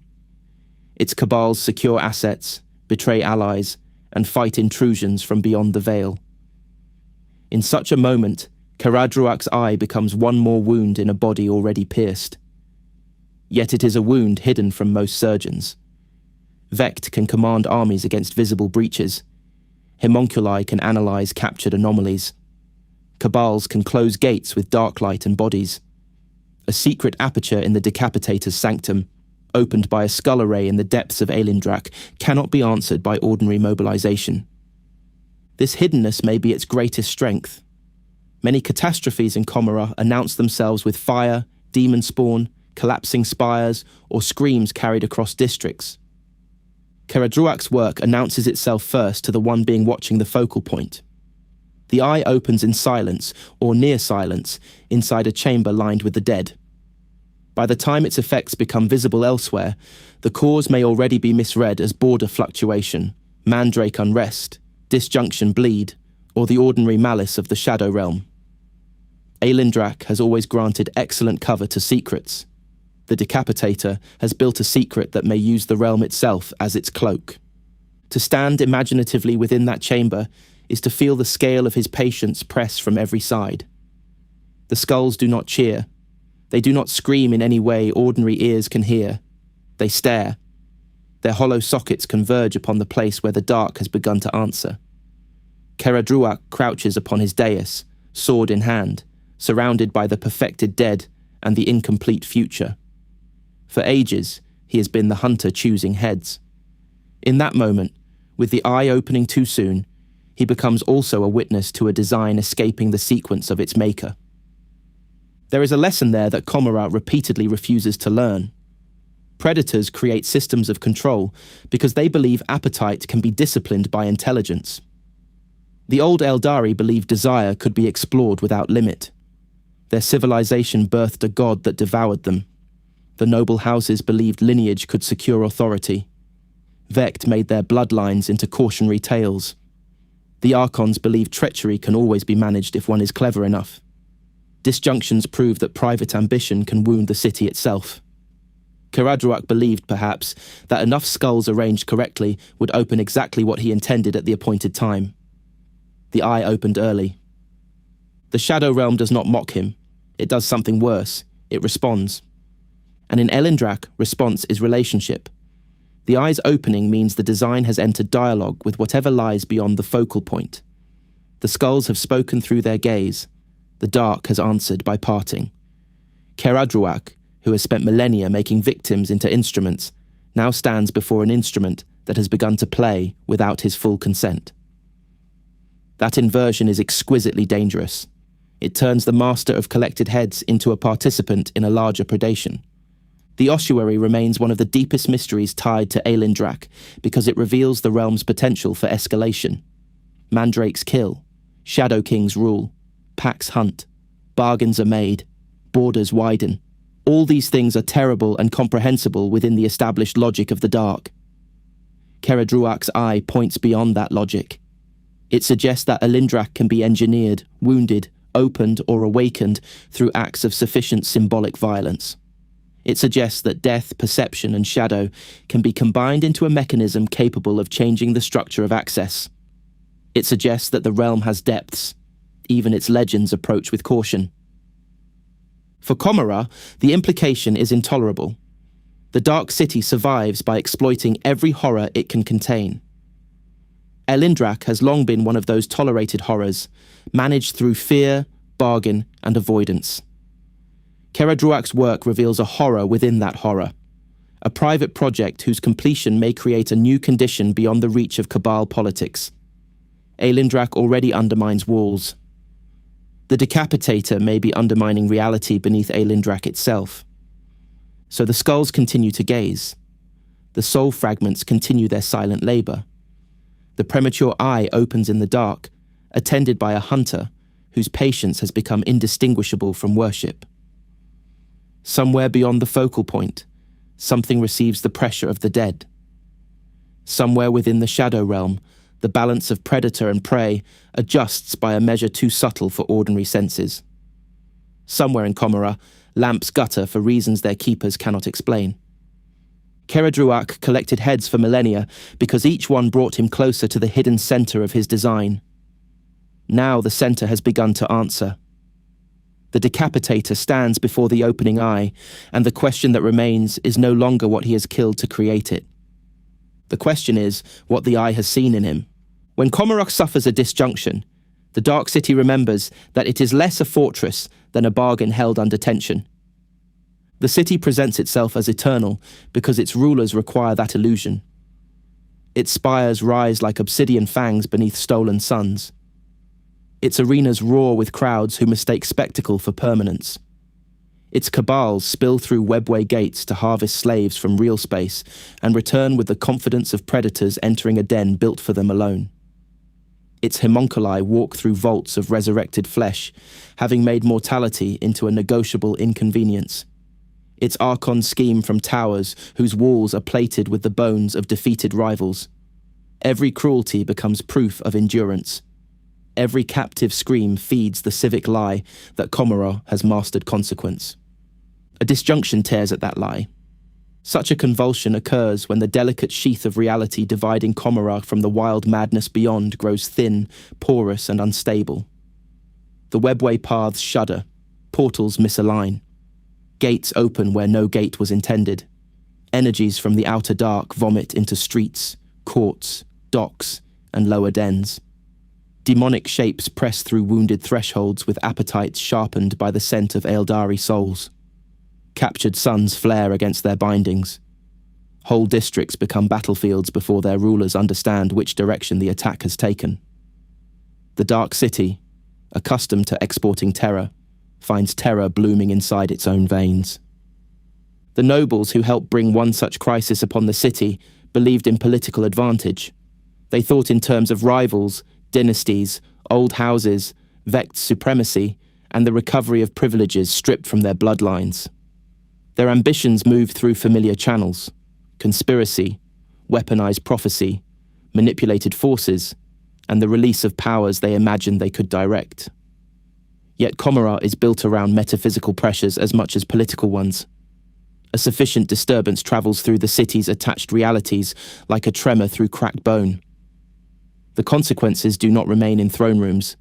They run along webway arteries, through portal networks, into subrealms, lower districts, sealed vaults, and places where the city's maps have always grown hesitant. Aelindrach responded. During the upheaval, the Shadow Realm's boundaries widened. Places that had been ordinary parts of Commorragh, or at least ordinary by the city's severe standards, were consumed by darkness and drawn into the logic of Aelindrach. Travel tubes, passages, chambers, border districts, and lower arteries found themselves altered. A corridor remained in one sense where it had always been, yet those who passed through it entered a different condition of reality. Stone and metal became shadow stuff. Direction lost reliability. Cold gathered where engines had once breathed heat. The familiar understructure of the Dark City turned into a threshold, and then into territory. This expansion revealed a truth long buried beneath administrative arrogance. Aelindrach is listed as a sub-realm, associated with Commorragh, attached to it through shadow and ancient access. Such phrasing comforts those who prefer possession to uncertainty. The Dysjunction showed the relationship moving in the other direction. Aelindrach could come to Commorragh. Its darkness could advance across the boundary and digest spaces into itself. It could make the city's own architecture answer to shadow law. The attached realm behaved like a neighbour, with teeth pressing through the wall. For the inhabitants caught in those regions, the change was immediate and intimate. A patrol might enter a passage to secure a gate and discover that their armour lamps illuminated only the vapour of their own breath. A raider crash could become an entrance into black strata, where falling slowed through sheets of darkness. A homunculus fleeing assassins might find in the expanded shadow a chance for survival, though the price of that chance demanded knowledge, nerve, and an appeal to mandrake powers. A rack accustomed to pain, surgical obedience, and the grotesque certainties of coven laboratories might discover that terror can make the ground uncertain. Under Dysjunction, Aelindrach ceased to be a remote dread on the border of common caution. It became an event. Low Commorragh felt this most sharply. The lower reaches of the Dark City already live near ruin, waste, hunger, and unofficial geography. Slums cluster between foundations and spire roots. Slave shops and vice dens wedge themselves into spaces powerful citizens prefer to forget. Toxic upwellings drown districts when old systems fail. Corpses gather in foul tides. Strange things move beneath the ooze. In such places, authority arrives unevenly, and disappearance is common enough to be mistaken for ordinary misfortune. When Aelindrach's darkness pushes into these regions, the first witnesses are often those whose testimony carries little value until their absence becomes inconvenient. The expansion also granted cover to other horrors. Urguls and lesser predators of the dark could move through border confusion. Gloomwings and stranger shadow vermin flickered along routes newly folded into Aelindrach's influence. Mandrake packs found old paths widened, new passages opened, and prey delivered into a realm whose social rules favoured them. Marks appeared where no mandrake hand had been seen. Runes burned at angles across walls that had been part of Commorragh only hours before. The boundary became active. Every unlit space in the affected districts acquired strategic importance. The cabals reacted according to their nature. They fought. They secured gates, seized docking rings, reclaimed fortresses, turned crisis into opportunity, and shot anything that resembled a rival, a demon, or a liability. Cabalite warriors are superb instruments of violence, swift, disciplined, cruel, and accustomed to urban warfare in conditions that would break human regiments. Yet Aelindrach made even trained killers reconsider the ground beneath their feet. Darklight can burn flesh, armor, and demon stuff. Splinter fire can saturate a corridor. Raiders can race through spire canyons, and venoms can thread impossible approaches. These tools matter less where the corridor itself has become ambiguous, where the target can emerge from behind the meaning of darkness, where retreat may angle into a deeper trap. Archons understood the political danger faster than the metaphysical one. An expanded Aelindrach creates roots around defences. It opens possibilities for assassins. It disrupts boundaries of ownership. It transforms districts into uncertain liabilities. Any rival with mandrake access gains leverage. Any ruler whose domain touches the new shadow front must bargain, purge, illuminate, relocate, or pretend control until the first public humiliation proves otherwise. In Commorragh, perception is power. To admit that one's fortress has an Aelindrach problem is to invite predators from every adjacent tower. Homunculi approached the crisis through appetite sharpened by scholarship. To them, Aelindrach's expansion offered data, altered matter, changed perception, interactions between flesh and will, specimens transformed by shadow exposure, and opportunities to test the limits of identity under umbral conditions. Yet even coven masters, those ancient artisans who can rebuild a body from scraps and make agony into geometry, tread carefully around a realm that answers thought as much as tissue. Their craft excels when the subject can be pinned to a table. Aelindrach makes the table uncertain. A homunculus may understand this and still enter, because curiosity is one of the oldest forms of arrogance. Vex's order faced the larger threat. Commorragh under his rule survives through managed conflict. Cabals are permitted rivalries that keep them sharp and divided. Witch cults turn violence into civic spectacle. Homunculi maintain indispensable horrors in exchange for autonomy and profit. Slave raids replenish the city's lifeblood. Archons fear one another, desire advantage, and remain bound within a web of dependence spun by the supreme overlord across millennia. A Dysjunction loosens all those strands at once. Aelindrach's expansion adds a form of instability that cannot be disciplined by decree alone. One can order a gate closed. One cannot order darkness to remember its place. This does not mean the Dark City becomes helpless. Commorragh's resilience is monstrous.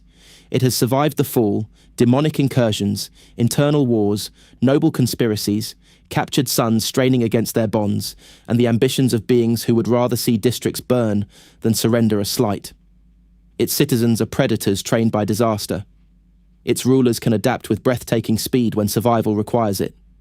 During crisis, cabals push through infected districts, seal breaches, execute corrupted survivors, and reclaim roots one murder at a time. Yet every victory against Dysjunction leaves residues. A sealed gate may remain feared. A recovered passage may keep a wrong coldness. A district returned to ordinary control may still carry mandrake marks that no one admits seeing. Aelindrach's expansion must be understood as both territorial and psychological. It takes space, and it changes the meaning of nearby space. After the Shadow Realm consumes part of a travel route, every similar darkness becomes suspect. After a patrol vanishes in a corridor whose lamps still burn, every lamp is inspected with religious paranoia. After a noble house discovers that mandrakes can move through an angle once thought secure, architects redesign chambers.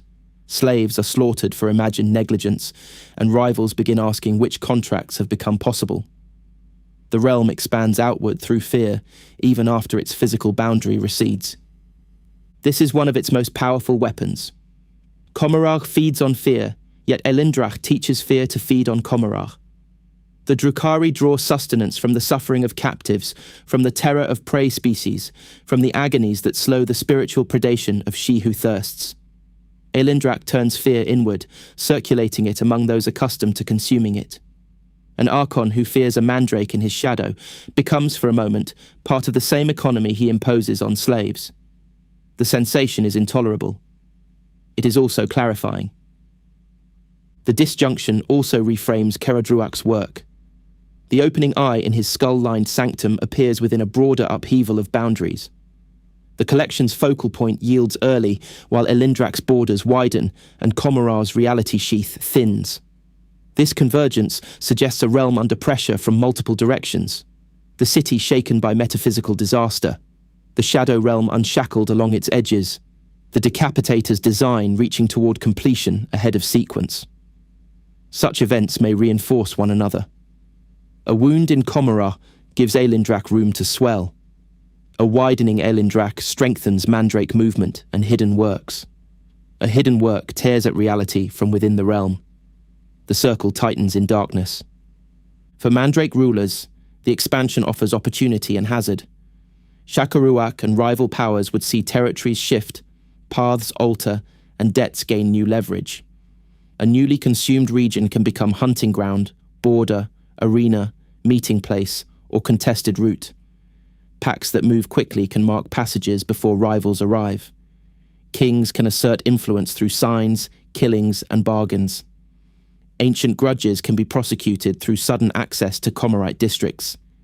Yet a realm expanding under Dysjunction may expose mandrake societies to forces from beyond their preferred depths. New openings can admit prey, rivals, demons, fugitives, coven experiments, Kabbalite expeditions, and the consequences of Kheradruakh's eye. Opportunity arrives with teeth on both sides. The citizens of Commorragh adapt by creating rituals of caution. They maintain light where once they valued darkness for privacy. They avoid certain angles. They pay attention to frost. They learn the difference between ordinary silence and the silence that seems to wait for a name. In noble districts, slaves may be ordered to stand in corners simply to prove the shadows remain shallow. In lower warrens, gangs develop superstitions around markings, cold drafts, and reflections. In Cabal mustering halls, officers brief warriors on routes that have shifted too many times. No public authority frames these practices as fear. They are called security, hygiene, discipline, prudence, or tradition. The name does not matter to the dark. Among the Eldari beyond Commorragh, knowledge of Aelindrach remains fragmentary and burdened by sorrow. Craftworlders who contemplate the Dark City often see a living wound of their species, a civilization that survived the fall by embracing the predations that helped summon disaster. Aelindrach would seem to them a further descent, kin reshaped by shadow, a realm of predatory metaphysics, a place where the ancient gifts of perception and will have become tools of terror. Harlequins, who pass through webway mysteries with laughing masks and fatal grace, likely understand more than they choose to state plainly. Their performances may encode warnings where direct speech would invite disaster. The Shadow Realm belongs to the same great Eldari tragedy, though it sings its part in a register too low for most souls to endure. The Imperium, vast and blind, knows almost nothing. Its scholars collect scraps, reports of black-skinned Xenos emerging from darkness, accounts of raiding parties aided by impossible assassins, records of captives vanishing from sealed cells before interrogation, battlefield testimonies describing unnatural cold before a commander's head was taken. Such fragments are filed under Xenos irregularities, demonic suspicion, or Drukhari terror tactics. The Administratum cannot categorize a realm like Aelindrach because the Imperium struggles even to comprehend the webway, and because most witnesses die far from anyone capable of asking the right questions. Humanity experiences the Shadow Realm through its knives. This ignorance protects Commorragh and Aelindrach alike. The Dark City's greatest shield has always been concealment, and the Shadow Realm embodies concealment as a sovereign principle. Real space victims need never know the name of the route by which their killers came. Imperial commanders need never understand that the darkness in a bunker corner may connect, through layers of alien impossibility, to a kingdom of mandrakes and skull-lined sanctums. The galaxy is too full of wars to study every nightmare. The Drukhari thrive in that abundance. Aelindrach thrives in the gaps between attention. Yet ignorance does not diminish consequence. A realm that touches Commorragh through shadow affects every raid, bargain, assassination, and internal crisis that can make use of it. Mandrakes employed in real space carry Aelindrach's laws outward in miniature. Their sudden appearances unsettle armies beyond the Dark City. Their killings alter the politics of cabals. Their bargains tie archons to powers whose interests extend into darkness beyond jurisdiction. Their existence proves that the Drukhari arsenal includes more than speed, poison, pain, and dark light. It includes access to a place where reality itself has learned stealth. The most troubling implication remains the future movement of the boundary. If Aelindrach expanded once under Dysjunction, it can expand under sufficient pressure again. Commorragh's structure guarantees future crises. Archons will conspire. Homunculi will experiment. Captured suns will strain. Portals will misalign. Demons will press against thinning walls. Vect's order will endure by provoking and containing violence, a method that cannot eliminate volatility because volatility is one of its instruments.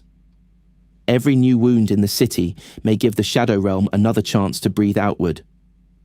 Aelindrach may also possess a will of expansion independent of disaster. The claim that its boundaries are permeable because old gateways collapsed may be accurate in part, yet collapse alone cannot explain the sense of intention found in so many accounts. It may grow where fear accumulates, where darkness is cultivated, where mandrake influence strengthens, or where hidden works such as Kheradruakh's weaken reality. It may answer to kings whose ambitions remain invisible to Commorragh. It may follow laws that make expansion a natural consequence of recognition. The more the Dark City fears and bargains with Aelindrach, the more firmly the realm is invited into its civic soul. There is a symmetry here that cannot be ignored. Commorragh is an empire of thresholds. It raids through gates. It survives through hidden routes. It attaches sub-realms to itself and calls the resulting labyrinth a city. Aelindrach is a realm of thresholds without reliable gates, a darkness that crosses boundaries wherever shadow allows. The Dark City's strength has always come from impossible access. Aelindrach is impossible access given predatory independence. It is Commorragh's method reflected back in umbral form. This reflection carries judgment. The Drukhari believe themselves supreme predators because they prey upon the galaxy and upon one another with unmatched elegance. Aelindrach does not dispute their cruelty. It accepts it as a starting language and speaks a purer dialect. It asks whether the predator remains predator when deprived of light, map, title, entourage, and spectacle. It asks whether will can survive without audience. It asks whether fear, once turned inward, can be mastered or merely hidden beneath sharper teeth. Every intrusion becomes an examination. Every disappearance becomes an answer. The long-term consequences for the Dark City remain unresolved because Commorragh itself remains unresolved. It is a civilization in flight from damnation, sustaining itself through atrocities that deepen the wound of its existence. It cannot become safe without ceasing to be what it is. It cannot stop raiding without withering. It cannot end treachery without ending the political engine that keeps its rulers sharp and divided. It cannot abandon the webway's impossible geometries, because those geometries are its shelter and its reach.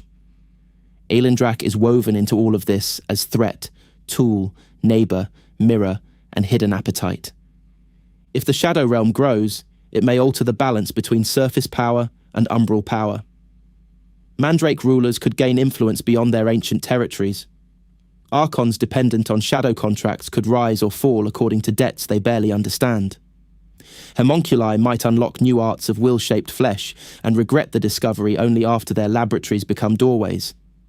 Vect may exploit the realm, contain portions of it, bargain with its emissaries, and set rivals against its dangers, yet mastery over Aelindrach may remain a claim too large for any throne. Even the supreme overlord must respect a darkness that can enter through the idea of a shadow. And Kheradruakh's eye waits at the heart of the uncertainty. Its premature opening suggests a future moving early, a design arriving before the city has accounted for it.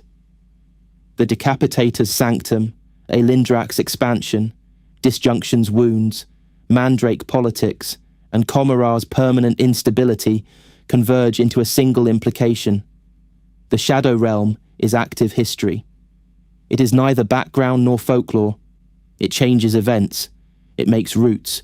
It produces actors. It interferes with power. It remembers the dead through skulls, signs, debts, and hunting paths. It may still be widening in ways that only the oldest shadows can measure. The Dark City will continue to use it because Commorragh uses everything. Archons will still seek mandrake blades when ordinary assassins lack reach. Homunculi will still study its properties with sharpened curiosity. Fugitives will still flee into its depths when every other path closes. Warriors will still dare its borders under orders written by rulers far from the cold. Slaves will still vanish near its edges, their terror dismissed until the marks appear. The machinery of the city will adapt, deny, exploit, and suffer. That is how Commorragh survives every wound, by turning the wound into another market. Aelindrach will continue to answer in shadow. It will remain at once place and pressure, kingdom and passage, refuge and hunger. It will keep its mandrakes and their signs, its kings and feuds, its debts and predatory rites, its hidden sanctums and impossible depths. It will touch Commorragh through every darkness that becomes too deep for comfort. It will remind the Drukhari that survival through cruelty has limits where cruelty itself becomes landscape. It will wait beyond lamps, behind portals, beneath fortresses, and inside the fraction of silence before a victim realizes the corner of the room has begun to move. The final terror of Aelindrach is that it belongs to Commorragh so well. A gentle realm would have been rejected, devoured, or enslaved. A realm of honest light could never have survived the Dark City's embrace. Aelindrach endures because it speaks the city's oldest language with fewer lies. Hunger, fear, debt, dominance, the right to move unseen, the right to define another being as prey. It is Commorragh's shadow in the truest sense, shaped by the body that casts it and still capable of lengthening beyond control. So when the spires of the Dark City rise beneath their captured suns, when raiders return heavy with chained captives, when archons smile across poisoned feasts and homunculi hum over opened flesh, Aelindrach remains close. It waits in the absence beneath the throne, in the unlit join between walls, in the black underpass where the air grows suddenly cold. It waits as territory, omen, and answer. Commorragh survived the fall by becoming a predator among the ruins of its own species. In Aelindrach, the shadow learned the same lesson and kept improving. Chapter 6. Complete. 0 chapters remain. Aelindrach leaves behind a different kind of silence than the one it began with. At first it feels like a place hidden inside Commorragh, another terrible chamber in a city already overflowing with them. By the end, it feels more like a pressure that has always been waiting for the Dark City to admit its shape. That is the part that lingers with me, the way Aelindrach does not need to shout over Commorragh's cruelty. It lets the spires, the cabals, the homunculi, the mandrakes, and Kheradruakh's skulls reveal the pattern for themselves. The Drukhari built a civilization around predation, then found a realm where predation had become weather, law, and memory. There is a grim elegance in that, a kind of terrible balance. The city casts a shadow, and the shadow has its own kingdom. The most unsettling mysteries in the dark are often the ones that feel inevitable once they are named. For everyone who came back to TB for another descent, I am glad you walked this one with the rest of us. And for anyone arriving here for the first time, welcome to the Terran community. This corner of the channel has always felt best when the lore becomes something we can turn over together, slowly, without sanding away the horror that makes it powerful. Leave a comment with your read on the central question Aelindrach leaves behind. Is the Shadow Realm ultimately a weapon Commorragh can keep using, or is it a future threat growing patiently inside the city's own nature? I would also genuinely appreciate a like and a share if this exploration gave you something worth carrying into another conversation, especially with someone who enjoys the stranger, colder edges of the setting. Subjects like this reward a community that enjoys thinking in the margins, and the margins are exactly where Aelindrach lives. Subscribe to stay close to the next explorations, because there are always more sealed gates, half-remembered names, and dangerous histories waiting beyond the next threshold. Channel members get early access to these journeys, a quiet step ahead into the dark before the wider doors open. For now, let the lamps burn a little longer and keep one eye on the corners of the room. Some shadows only hide. Some remember.